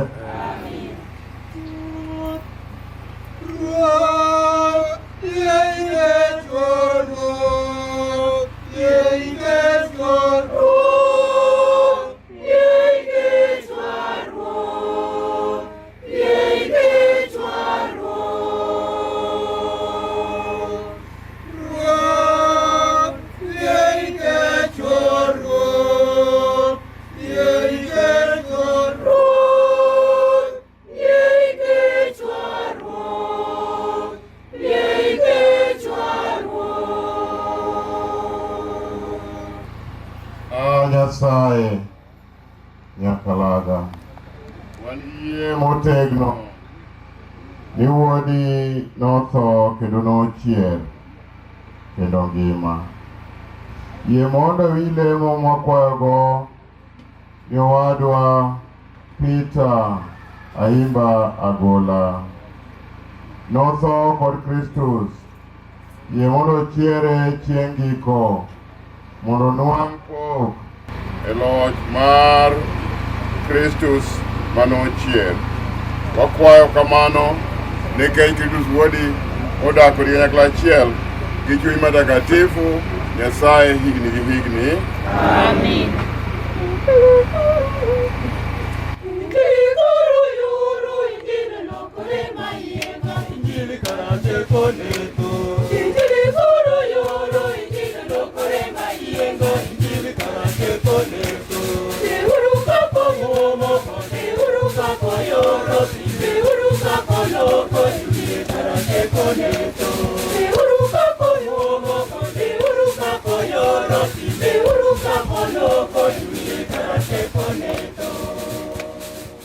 Katika waraka wa kwanza wa Mtume Paulo kwa Wathesalonike.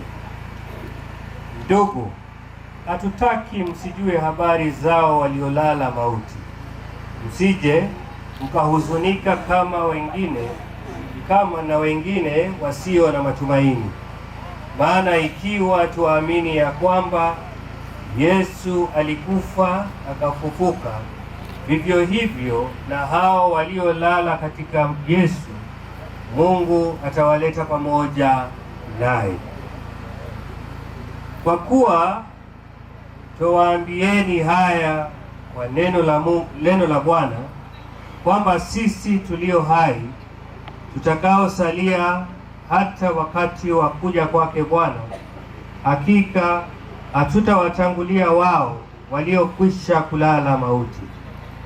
Kwa sababu Bwana mwenyewe atashuka kutoka mbinguni pamoja na mwaliko na sauti ya malaika mkuu na parapanda ya Mungu, nao waliokufa katika Kristo watafufuliwa kwanza.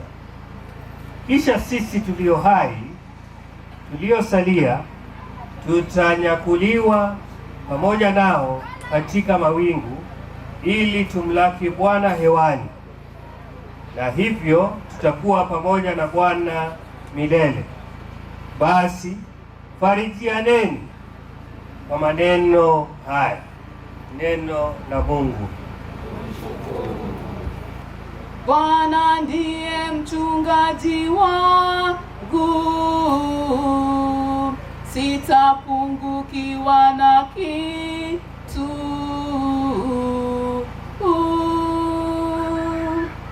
Bwana ndiye mchungaji wangu, sitapungukiwa na kitu.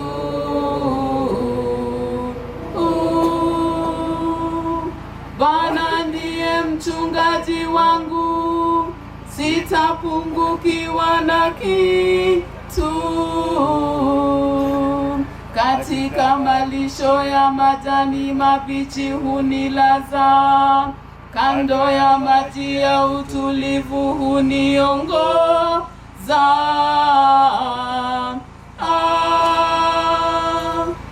Bwana ndiye mchungaji wangu, sitapungukiwa na kitu.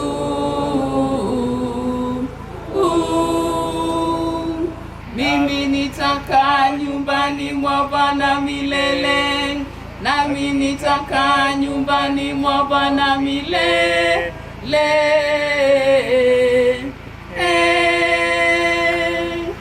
Bwana ndiye mchungaji wangu, sitapungukiwa na kitu.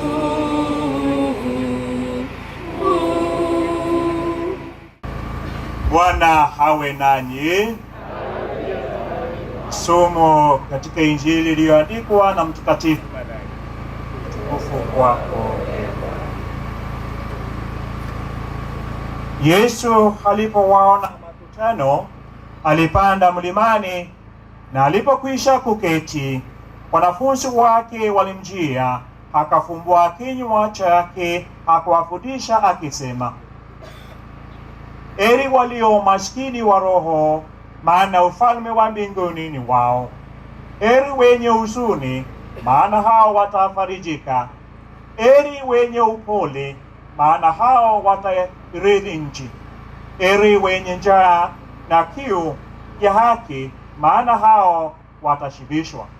Heri wenye rehema, maana hao watapata rehema.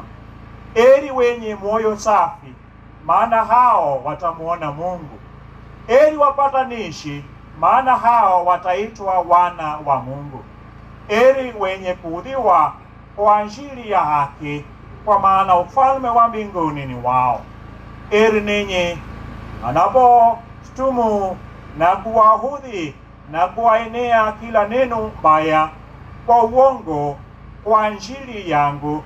Furahini na kushangilia, kwa kuwa thawabu yenu ni kubwa mbinguni, kwa maana ndivyo walivyowaudhi manabii waliokuwa kabla yenu. Injili ya Bwana wetu Yesu Kristo.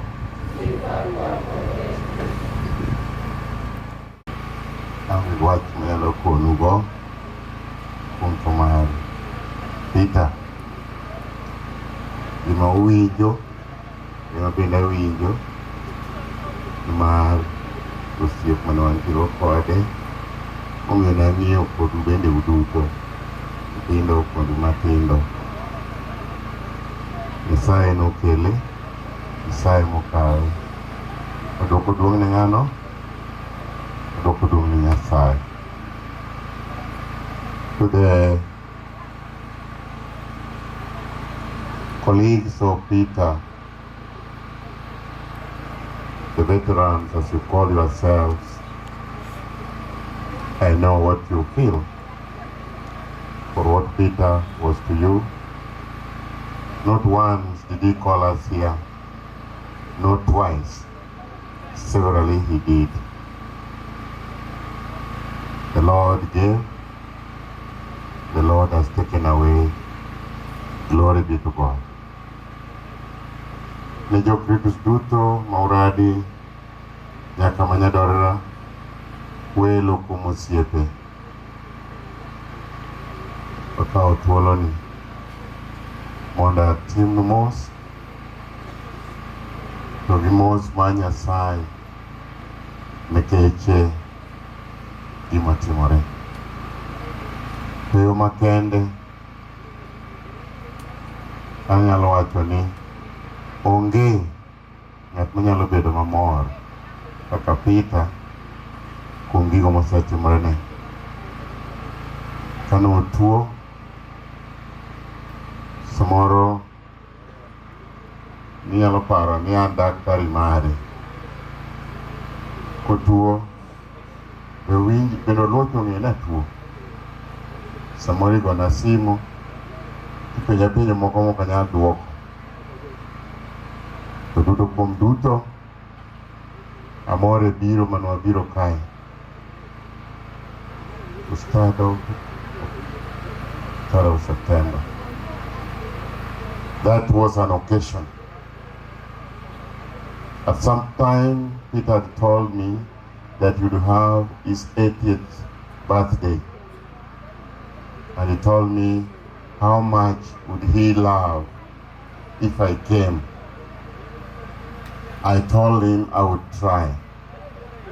He told me, Father, this is no question of try. Just say you will come. Then I said, Peter, wami bura muolo, wabi mura nyao, abro biro. To we are maja will ni mudu tunge. We are no will. But Peter never forgot. Another time he sent Gideon, or Dan, as you call him, to come all the way to Yala, to remind me face to face that this day is 3rd of September and I must come. The daughter Lillian rang me and told me, Father, you are coming to Dad's feast is not an option. It's a must. So I said I would try. We met again with Lillian at Siaya during the inauguration of our governor, His Excellency James Bobari Agre Orengo. And Lillian reminded me again, remember the date, 3rd of September. I told her I will come. She told me, Father, it's not I will, say I shall. Then I said, I shall come. Because the dad said, ask them, that feast, nyasi mudu aloso nano. Mudu aloso nano, muda bet mamori. Kutu ne mudu amori nyasi nano. Wakidu wakenoda ni bet mamori. Jiteo bihebia. Ukangata chielo ko biro milono rochi kagoro. To nyasi no nyasi. Mando chungura chunganya kachemo lo no bet gituolo. The day that the mass was to take place, I was held up. Now I'm the parish priest at St. Peter Clever Siala and also the chaplain at St. Mary Siala. Even today, it was like, do I come, don't I come? Because we lost a child the other Saturday, last Saturday. And there's a lot. I have to talk to the children, I have to talk to the teachers, I have to talk to the parents, I have to talk to other people. The board was meeting, but I told them, I know I'm also committed here. I started my work today at around 4. By 5:30 I was done with the students. Then again at 7 I had to meet, go to the parade and talk to all the children and the teachers. Then later on I had to call the teacher who was concerned that things should be quietened.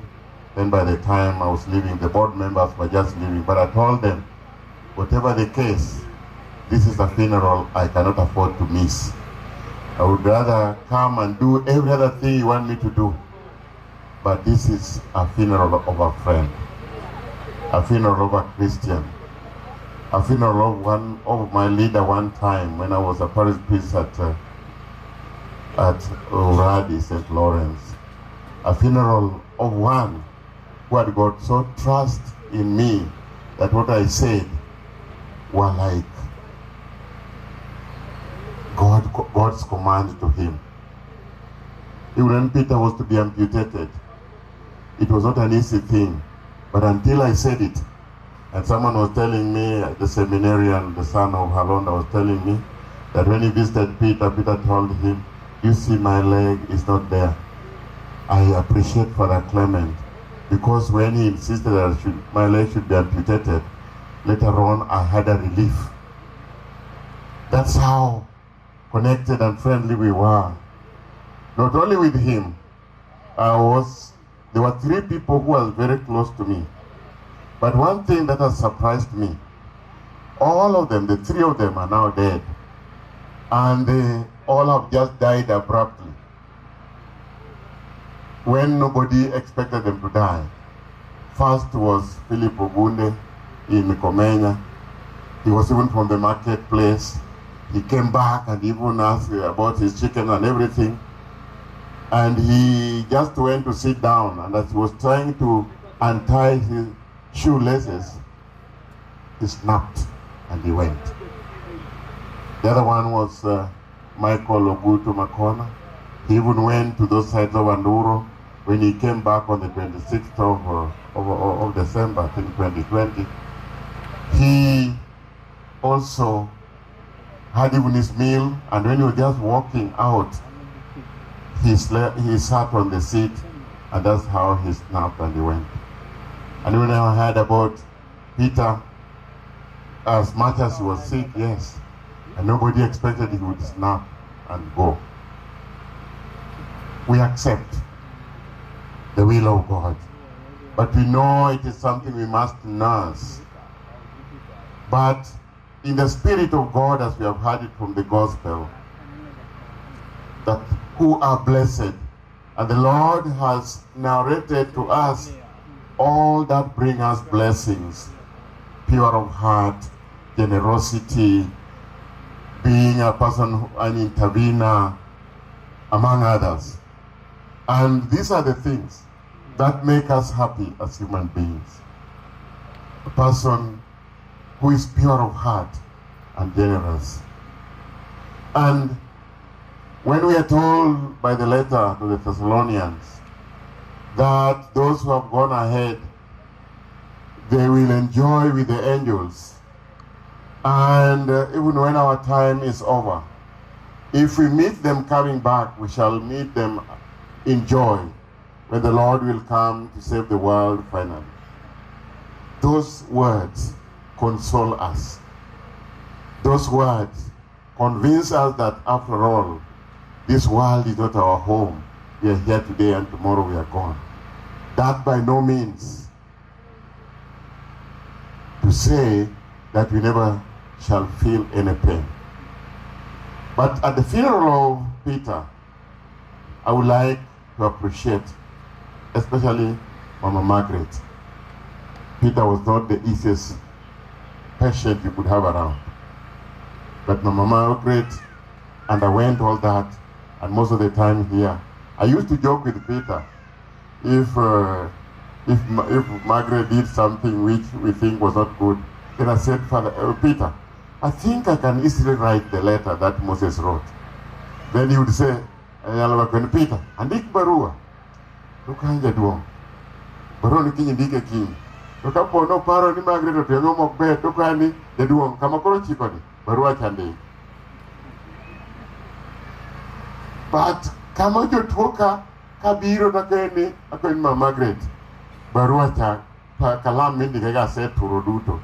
Nekeche irito siepna ni biwange ler. Uduo kijana matin. Ma Margaret wacho ni donga rite jaduong. Big barua kata une jok ma wangite aken barua kende. And I want to appreciate you, the children. The dad referred to you specifically, and you did your best, all of you, in one way or the other. To the extent when I was here, the dad would say, kabedo kato, bag moro works here, hongi yoro kabago donjo. Wacha ni maja tourist, macha marokil. Maja, how you people, maybe you told him the color of the, I can't use the color mar bag, mukuse gonesimo, who is any maneru. Odopa, macha marija tourist, macha marokil, macha margane, macha marja romera, kia macha marja angono. And that kept him. Mzee could have even gone some time ago. But that love you had for him kept him living. And the climax of it was when we had the feast on Third. And Father Raphael would bear me witness. When he started the mass before I came, I arrived and Gideon kept on telling, please drive faster. And Peter, when he saw me, all of a sudden there was all brightness on his face. And I went and greeted him and he said, I am now happy you are here. If you did not come, I would think that these children were cheating me. But I'm now happy you are here. But he insisted, left his guest. We went to the house and he said, "Nyaka chiem golwoch." Kiedo benocho wangi wang. Iyalo paro hospital kana dhilime Victoria. Ogeno konyal wuok otanda to jamin ginene ko osudo gani. Jamin ipenye ni idhi kure. Osuda suda. Osuda suda to poko chikre mane bat ko mantie ni tip to bet. Adone nago luoch wangi wang. Ana kwana, tunataka kuona na luoch. That is jamin gimane wantie ko paro ni to nyiero kabisa ni Peter wachoni kawuna dwane nago luoch ni wangi wang. Adu wangi wang manine nano e picha muneno kanyo. Mwago kode kwa bet ne antiegi no one meeting in the foreign hotel Kisumu about counter-terrorism. Kuro ka yini kanda dinene. But nyocha tari kadek to kuro wane rewangi wang madano dan or dan no di mwalo ko kweneni adwane no gimimi oluoch. Oluoch okikel na kela gimbora moro. Oluoch ikele gimo onchwo sadan. Koro Yogi, Obiro to come to Anmurojis and the Peter was a man of quality. So they put those things and they said, Baba, was a kilo, no Kesawa. And Keja was also going for another funeral. So according to Peter, I have come, now I have to leave. Say, now you are relieved, you can go. And that was the best send-off I think any good friend should have. Because eventually, I only now see Peter in the coffin, and that was very painful for me. When I remember that day we had, and Father also when we talked yesterday, sometime in the day, he told me, Father, having seen how you are great friends with Peter, and knowing that you are my senior, I request you will preside at the funeral of your friend. And Father, I want to thank you. I don't take it for granted. It's a privilege. The fact he was my friend, no longer the parish priest here, automatically does not mean I would still come. But when you recognize that, I want to say thank you very much. Amor, Dan, Lillian, everyone, I am happy that this happened. And you people are here to send that. Let us, like they said during the time of Lazarus, release him that he may go. Let all of us release him that he may go out of this pain. I have released him to go. Father, we must release my friend to go. You, dear fathers, through your prayers, let us release him to go, and may we continue praying for the family. You veterans, release him to go. You have released him to go. You, Jonyadora Duto, gonye uru mondo, odio yudi yueyo mokru mierwoth. Yueyo mokru mierwoth. Mayom, amin. Chuny Peter mosamdo yumam ke ngono Nyasaye, ruoth winj lembwa, walem. Chuog mamon manie purgatory, maricho gi duto mondiwenegie. Ging'wono ni kakisedwa ndalo duto, ikopleni maber nikech idus nogo ruodhwa. Amen. E nying Wuon, Wuowi gi Chuny Mtakatifu. Tumuombe huyu ndugu yetu kwa Bwana Peter, kwa Bwana wetu Yesu Kristu aliyesema, mimi ndimi ufufuo na uzima. Twakuomba umweke miongoni mwa watakatifu na wateule wako ndugu yetu Peter aliyesafishwa kwa maji ya ubatizo na kupakwa mafuta matakatifu. Yele mwairwo. Twakuomba umpokee mbinguni Peter aliyekula karamu ya mwili na damu yako. Yele mwairwo. Tusali kwa ajili ya wale wote wanaoteswa ili wasifikiri hata mara moja kwamba wameachwa na Mungu. Yele mwairwo. Tusali kwa ajili ya ndugu zetu marehemu ili Mungu Mwenyezi apende kuwapokea katika ufalme wa mbinguni. Yele mwairwo. family mage modong chien omigi kwe, magi mondo bed gi kwe, ochung gi Nyasache kaka Peter nyocha kod Nyasache, kendo nyocha tiyo ni Nyasaye matek. Koro akwayo ng'uono ma Nyasaye noket nema mogundho e chuny magi kaachiel gi childrens mage, gibed gi yie motegno kendo gibed gi chir, magi obed gi dil gi chir. Nyasaye biro chung kodi kaka osebedo kochung kodwa wan mond liete duto. Akwayi magi duto e nying Wuodi Jesus Kristus Ruodhwa. Amen. Yelemoa Ruoth. Ndio mago akwayo ni mondo ikawe kete buti machiegni, bende ikawe jogo duto manyocha oherre kodo familia osiepene, mondo ihogi migi hoch makende, kendo ipuonjgi ni mondo gibed gi hoch makende nikech Peter ok oselal odhi chako ngima manyien. Yelemoa Ruoth. To kwabed gi chir to gi hera mosiko, to Ruoth biro winjo ywakwa, to moloyo nyithindo makoro Peter wena nobedi boya ka riureuru kendo ubed gi chuny achiel, ubed gi kwe, warit dalani kaka Yesu madwaro. Akwayi kamano e nying Yesu Kristus nogo Ruodhwa. Yelemoa Ruoth. Akwayi mondo ipar nyathini Peter tich mane osetiyo e piny ka, moloyo to yie kuomi kendo chungo yie motegno. Bikira Maria minwa ume kendo mondo itere ir Yesu mondo yale gi ng'uono. Wan bende iwenwa ahinya kapod wan e piny ka, miwa yie motegno mondo chieng' moro wachak warom. Yelemoa Ruoth. I pray that, knowing that you are the greatest consoler, dear God, console with the family after this, O King of Glory. Give them that strength to pursue whatever they have in our hearts, in their hearts, O King of Kings. Thank you for our Uncle Peter. Jehovah God lived his purpose in this life. He fulfilled his purpose in us, O King of Kings. Therefore, we ask that he shines internally into your kingdom. Lord, hear us. Leo ya dhambi zao zote, kwa maombezi yetu wapate msamaha waliotumainia daima. Tunaomba hayo kwa njia ya Kristo Bwana wetu.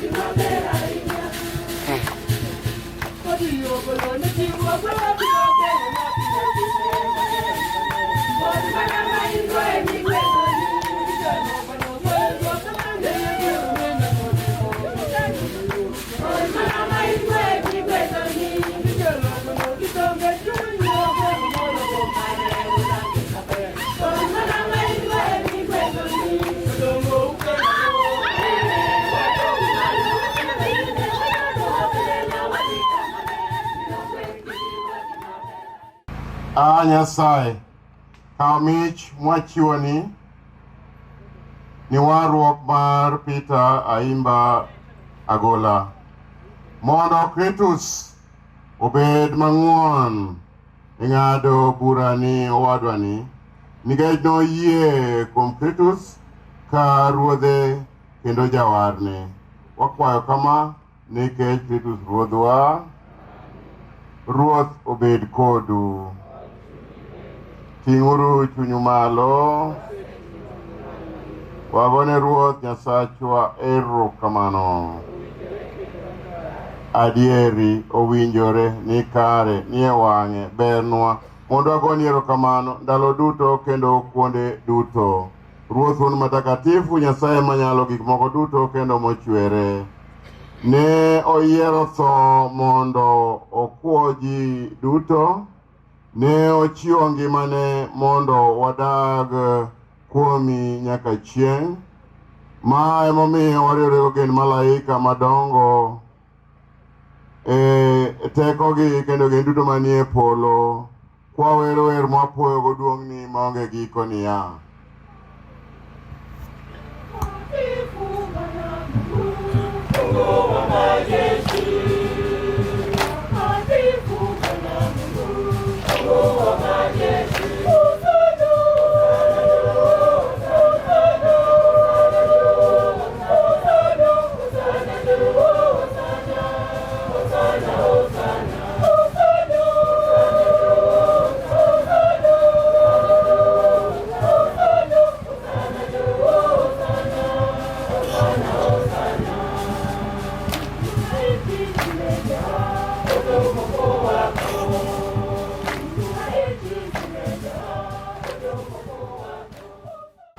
Kapok ne gichwe ni tho men owuon oyiego, nokawo makati, nogone erokamano, nong'ingo makati, nopogo jolupne kendo nowacho niya: kawuru ma mondo ucham uduto, ma en ringra manochiw ni kuop un.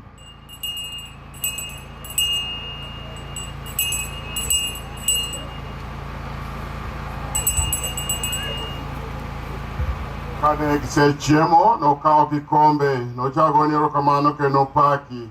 Nomiyo jolupne kikombe kowacho niya: kawuru ma mondo umadhi uduto, ma en kikombe mar remba, remo manyien manochwe ni kuop ni ji mang'eny ke golo maricho. Timuru ma mondo uparago.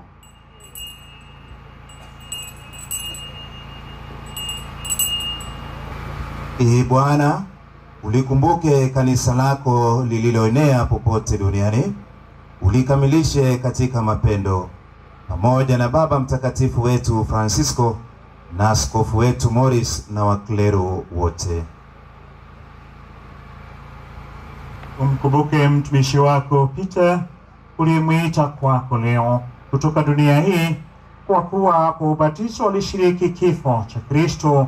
Mjalie ashiriki pia ufufuko wake. Wakumbuke pia ndugu zetu waliofariki dunia wakiwa na tumaini la ufufuko, na marehemu wote waliofariki dunia katika huruma yako. Wapokee kwenye nuru ya uso wako.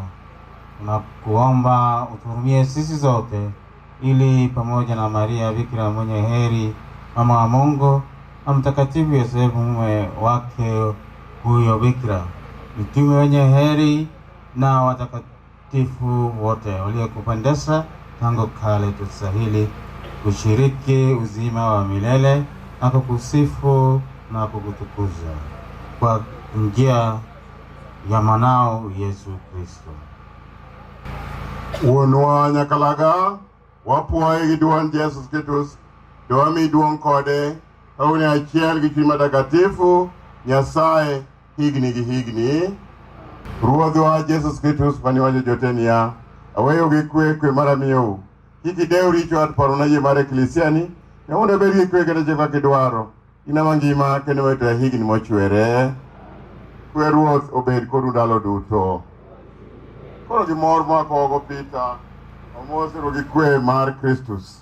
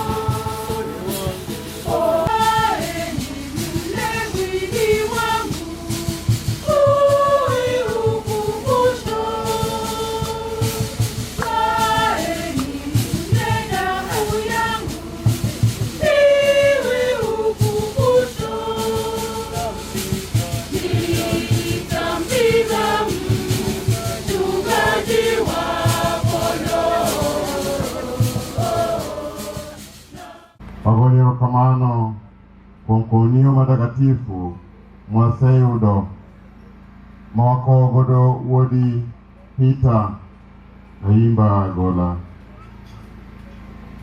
Noriwre Kristo e Eukaristia, mondo oriwre kode e Eukaristia me polo, kama Kristo olosonwa duto kisera mangima mosiko.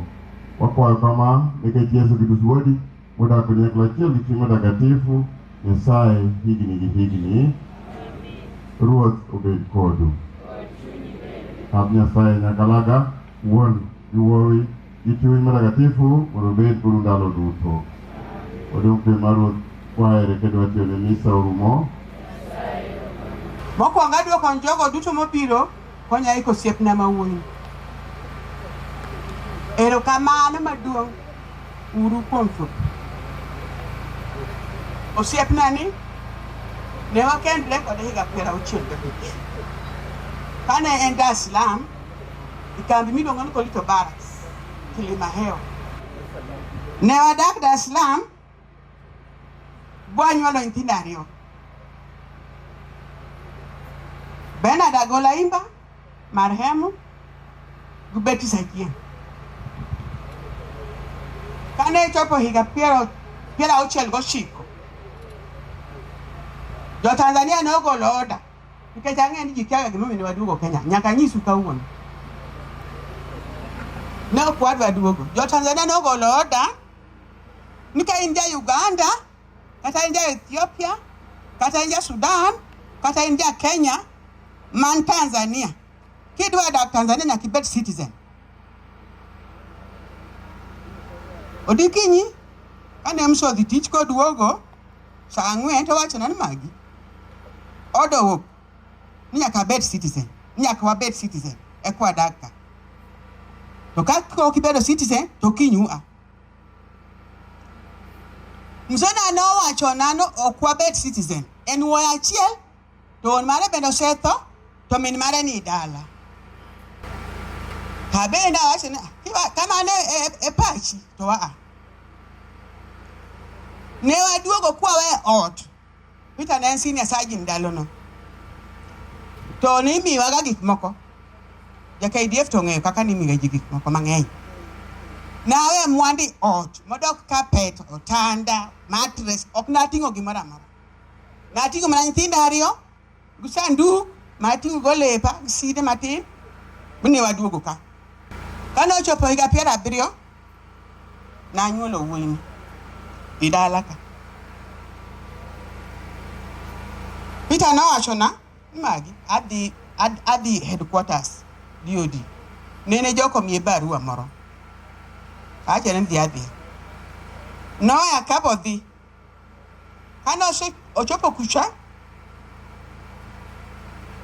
mlinge mane nitie jatelo nondiko ne barua, nodhigo engineers mane wayudore Galo James go bare jagem kanyo ging'e mano.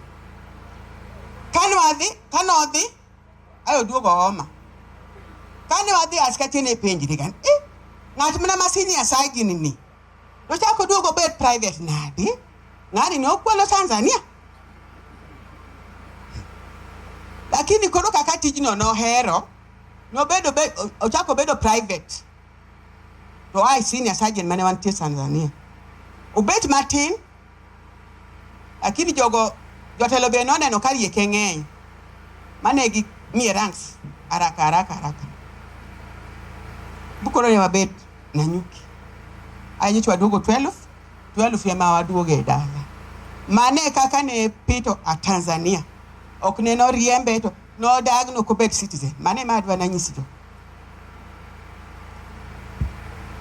kuom dak wa Peter Kagola ni wasedak mang'eny to ge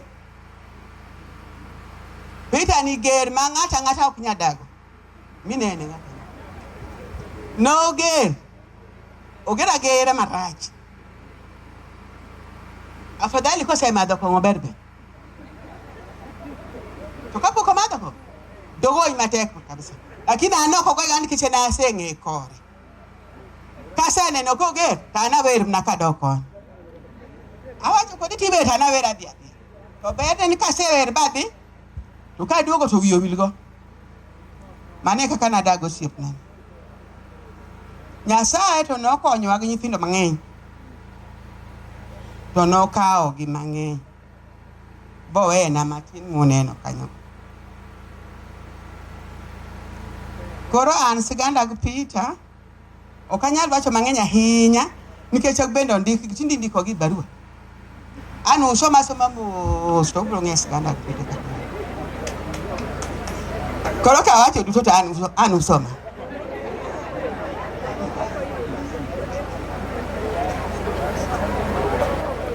Peter kane wakendrego an aja Catholic mana anwang'o mbaga. Peter be nanwang'o kane onwang'o St. Peter's Nairobi. Od Marcella kane gin jo Kristo. Kana wacho ne gan baba kwari warusu madhi ngai kanisa. Atiso miha mokwongo, atiso mar ariyo, mar adek koro father wacho koro riye gu arusu. To ka wacho ne mari wacho penya in ng'ag pesa midwaro kami arusu. En pesa manadi midwaro. Kara gin ga pesa di. Koro mane ochopo kamari arusu ni father ne entie moro ma mzungu. Nobiro ga i ot. Mano koro wan Athi River. Kenya Meat Commission. To father ni owacho ne lombe. Ni in bia kata gi jachung' kende mondo uri warus. Adira ne wari warus. To ok ne wanjo kafiri. Kanisa twadhi adhi harus ni mokwen pesa pod onge. Kaka ne wiete. Ni kiwach ne gimo bowich.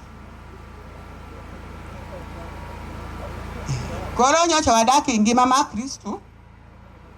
Peter chwarani gima here gon ochwe makolage kata dhako.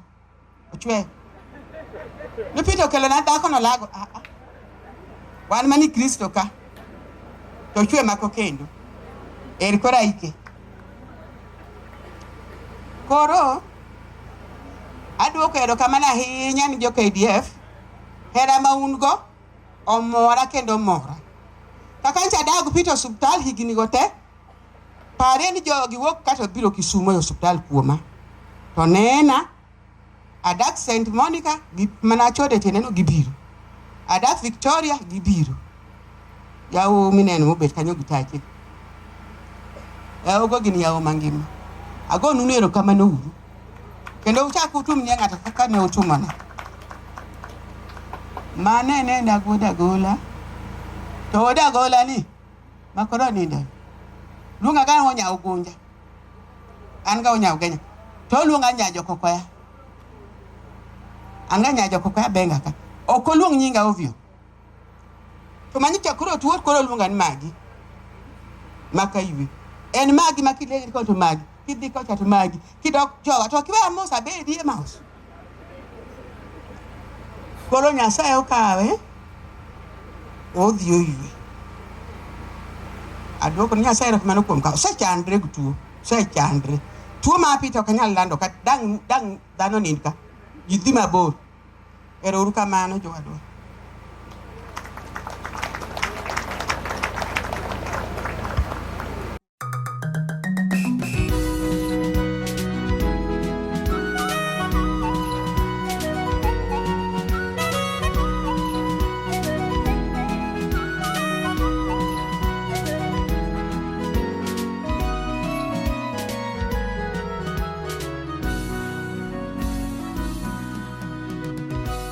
Agwedho ringre Peter Ayimba gola gi Hawi maparo ne baptism mare. Paulo mtakatifu wuok baptism kwacho niya kane obatiswa waduto mwaregre thone to noikwa kode bende. Mondo kane Kristo rakonyo motho gi teko dong ma wuoro eka wan bende wabedo gi ngima manyien. Koserre kode thone orre kode chiene bende. Jowetewa kaka wan gi yie kuom Yesu Kristus wadhiero gi luor mondo waik ringre owadwa mosethoni. Wabedo geno kwa Nyasaye mamiyo gik moko duto ngima mondo chieng' ringruok matoni obed gi yo makare kanyakla mar jotakatifu. Nyasaye mondo ng'adne Peter bura mang'won kogolo richone duto. Kit jakwath maber mondo telne kotere obed gi Nyasaye wuonwa. Ka en gi mor mochwere kanyakla achiel gi jotakatifu duto e nyim Ruoth higni gi higni. Kila mwenye pumzi na msifu Bwana. Haleluya. Enyi viumbe vyote duniani, imbeni tukuzeni sifa za Bwana. Jina lake Bwana na lihimidiwe. Haleluya. Enyi viumbe vyote duniani, imbeni tukuzeni sifa za Bwana. Ametulisha pia ametunywesha. Imbeni tukuzeni sifa za Bwana. Kwa mwili na damu kiroho tumeshiba. Imbeni tukuzeni sifa za Bwana. Kweli Yesu ndiye chakula cha uzima. Imbeni tukuzeni sifa za Bwana. Ayamba na zeze tupige kwa furaha. Haleluya. Enyi viumbe vyote duniani, imbeni tukuzeni sifa za Bwana. Mana vinanda tupige kwa furaha. Haleluya. Enyi viumbe vyote duniani, imbeni tukuzeni sifa za Bwana.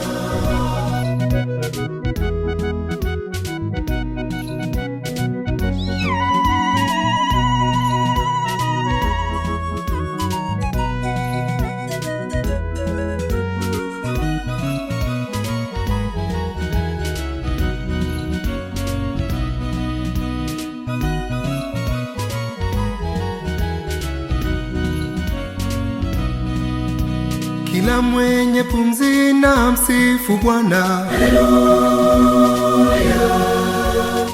Enyi viumbe vyote duniani, imbeni tukuzeni sifa za Bwana. Itatima Nyasaye konye uru, like my growth from ne uru. Kitu zano chwe mondo kaibet maade malaika mar Nyasaye mdo keti bat Abraham. Ywe mokru mierwok. Mondo ywe mayom. Kauru chunye utere nyim Nyasaye. Kimpita mosa mdo ywe mayom nikech mono Nyasaye. Ruoth lembwa. Walem, Nyasaye jachwe kendo jawajo moyie duto. Koro jotich machuo gi mamon manie purgatori. Maricho gi duto mondo iwenegie. Ng'wono ni kaka isedwa ndalo duto. Koplewni maber nikech giduto nogo ruodhwa. Amin. Wuonwa, wachiwo wadwa Peter Ayimba gola e lweti. Wan igeno ni biro chier chieng' mogik kanyakla achiel gi duto mosetho kuom Titus, kobedo mangima kode nyaka chieng'. Nyasaye, wagoni erokamano kuom hawi duto misemiyo Peter piny ka, manyiso ni wuonwa moritwa kendo mamiyo wang'eyo ni wan e riwruok gi jotakatifu kuom Yesu Kristus. Ruoth, yie winj lembwa kirwako owadwa ni e polo, kendo ikonywa mondo wakonyre horuok, ka yie wajiwowa nyaka wachop wanere waduto kawabedo kanyakla achiel gi Kristus kod owadwani. Kamano wakwayo nikech Kristus Ruodhwa. Sifa za Bwana. Vinanda tupige kwa furaha. Haleluya. Enyi viumbe vyote duniani, imbeni tukuzeni sifa za Bwana.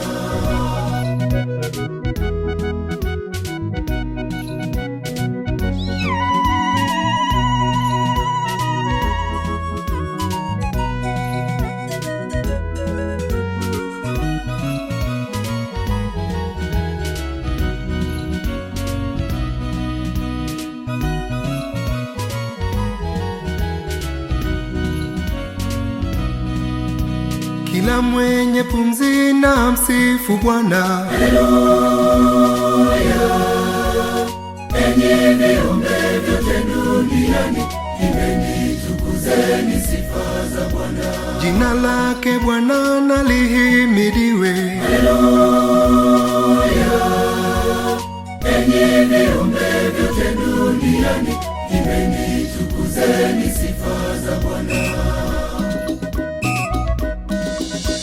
Ndiye Mungu mkuu mkuu na mwenye nguvu. Imbeni tukuzeni sifa za Bwana. Ametupa nguvu nayo afya. Imbeni tukuzeni sifa za Bwana. Kwa huku vitu vyote vimsifu. Imbeni tukuzeni sifa za Bwana. Na sisi wenyewe tuimbe kwa furaha. Haleluya. Enyi viumbe vyote duniani, imbeni tukuzeni sifa za Bwana. Na viumbe vyote visifu kwa furaha. Haleluya. Enyi viumbe vyote duniani, imbeni tukuzeni sifa za Bwana.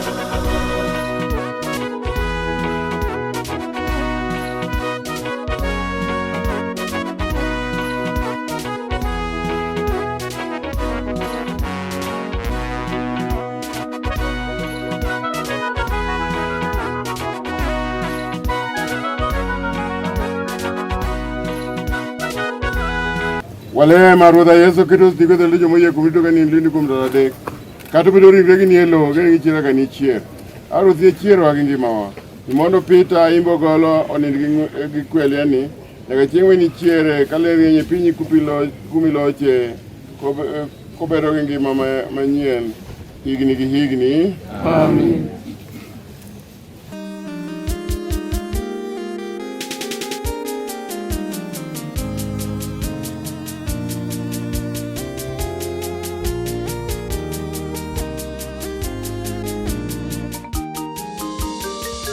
Twendeni tuijoge meza yake Bwana.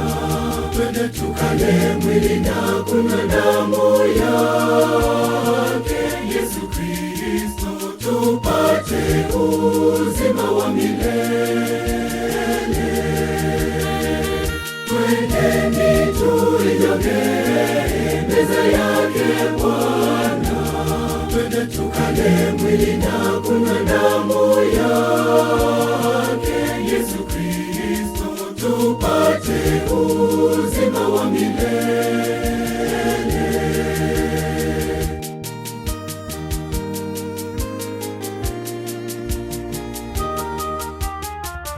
Ni maumbo ya mkate yaliyogeuzwa kuwa mwili na damu yake Yesu. Twendeni tuijoge meza yake Bwana. Twende tukale mwili na kunywa damu yake Yesu Kristo, tupate uzima wa milele. Twendeni tuijoge meza yake Bwana. Twende tukale mwili na kunywa damu yake Yesu Kristo, tupate uzima wa milele.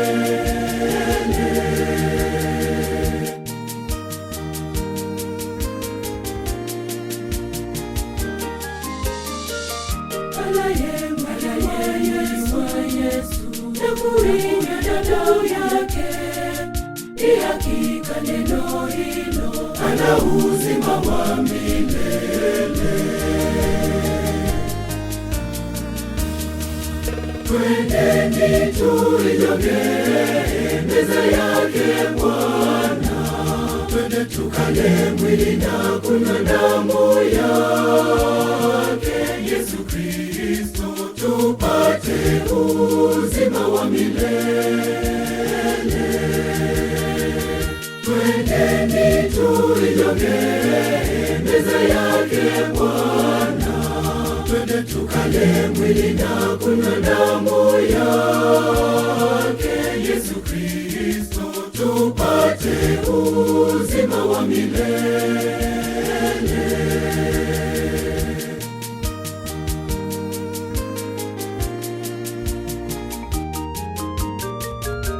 Ruhusu Bwana Yesu akae yako, na wewe ndani yake aishi na wewe milele. Twendeni tuijongee meza yake Bwana, twende tukale mwili na kunywa damu yake Yesu Kristo, tupate uzima wa milele. Twendeni tuijongee meza yake Bwana, twende tukale mwili na kunywa damu yake Yesu Kristo, tupate uzima wa milele.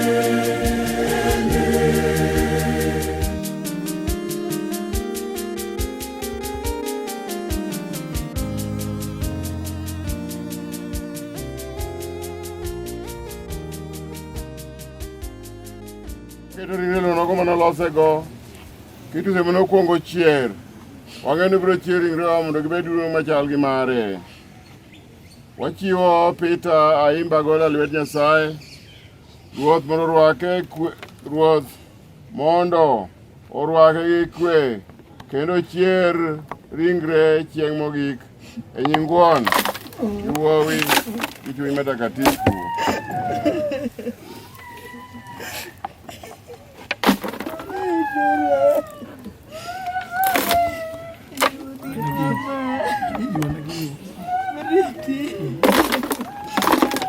Unaweza kuweka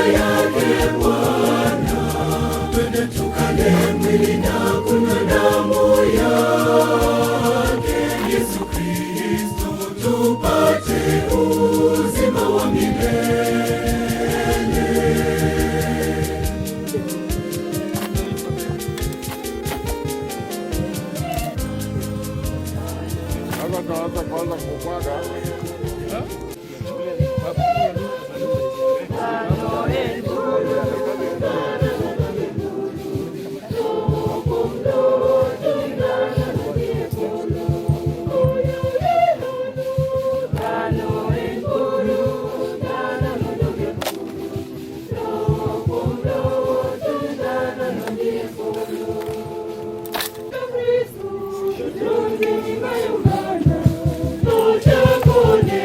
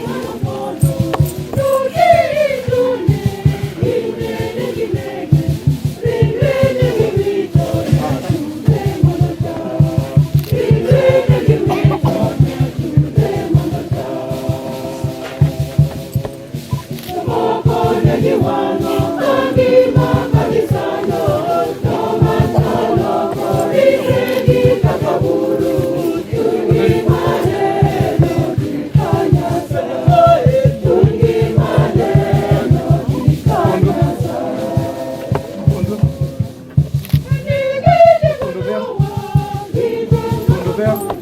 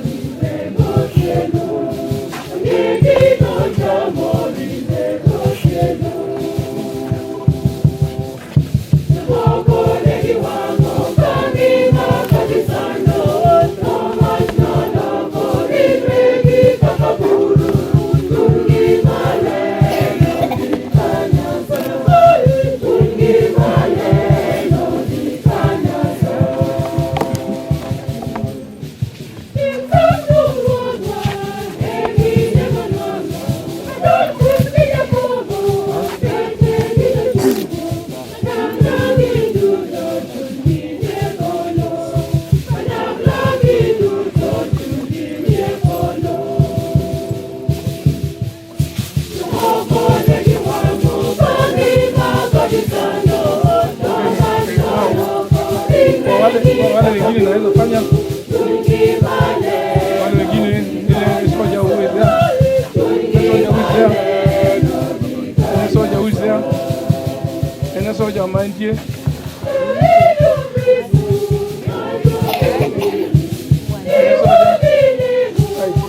serumo soja sesieko wae maua mokongo maduong dala kaen mama ndio mama ya maua kaza tuye kaza mama ema kongo gilo kaza jongo lule devi kaza kama kaza jaja gilo kanyo sie kanyo ko kamandu wa nyalo yeyo gilo lulu ken gilo lulu mo di fada Kimoja mchanga kwanza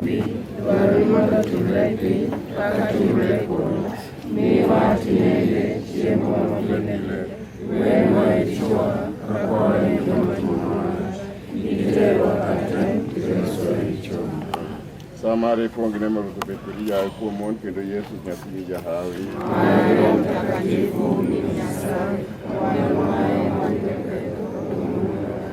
Duomo bele ni wonu wenki matakatifu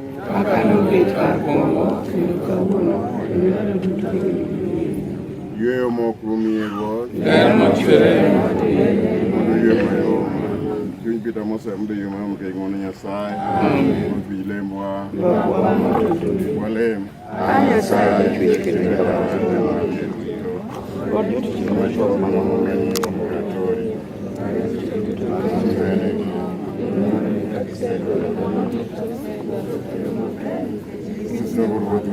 Amin.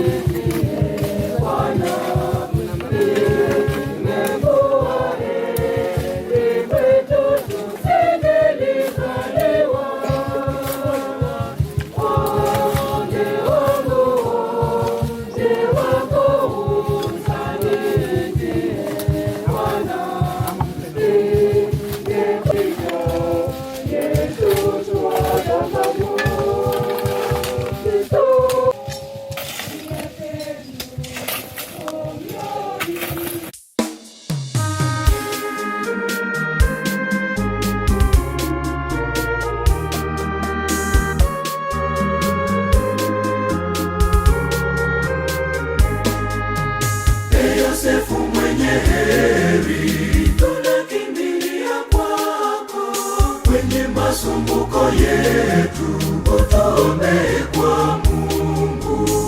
Yosefu mtakatifu, tuangalie kwa wema, ewe msimamizi wetu, utuombee kwa Mungu. Tunaomba sana sisi kwa fungu la Yesu, kombolewa kwa damu yake ya msalabani, Yosefu mtakatifu, utuombee kwa Mungu.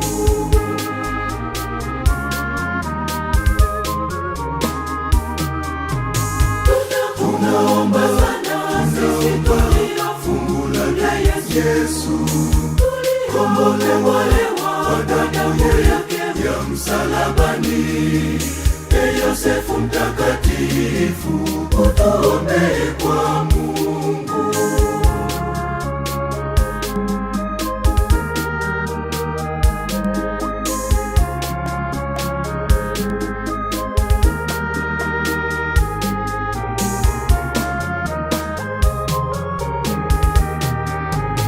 Iwe mlinzi amini wa jamaa takatifu, uwakinge watoto wateule wake Yesu. Yosefu mtakatifu, utukinge na upotovu, tuepushe na madanganyo, tupate heri mbinguni. Yosefu mwenye heri, tunakimbilia kwako, kwenye masumbuko yetu, utuombee kwa Mungu. Yosefu mtakatifu, tuangalie kwa wema, ewe msimamizi wetu, utuombee kwa Mungu.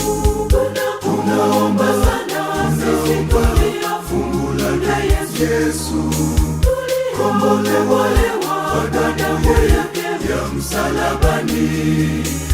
Yosefu mtakatifu, utuombee kwa Mungu.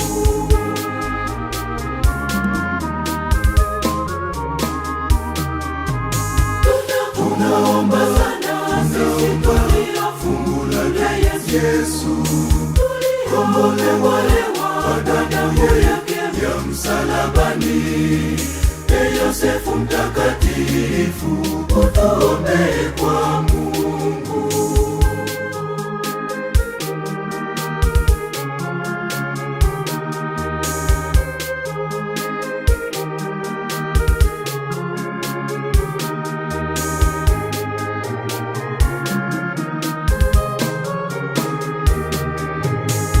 Yosefu kinga yetu, msimamizi na mwombezi, tuombee kwake Mungu wetu huko juu. Ulivyomkinga Maria pamoja na mtoto Yesu, likinge kanisa la Mungu, likinge na mitego ya adui. Yosefu mwenye heri, tunakimbilia kwako, kwenye masumbuko yetu, utuombee kwa Mungu. Yosefu mtakatifu, tuangalie kwa wema, ewe msimamizi wetu, utuombee kwa Mungu. Tunaomba sana sisi fungu la Yesu, kombolewa kwa damu yake ya msalabani. Yosefu mtakatifu, utuombee kwa Mungu.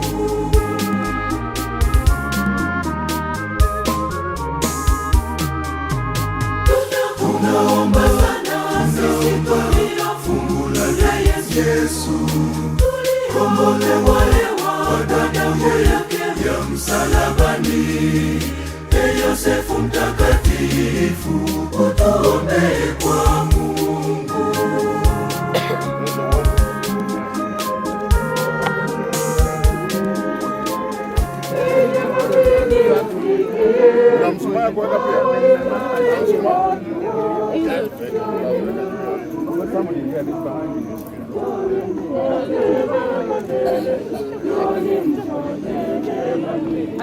Mama Maria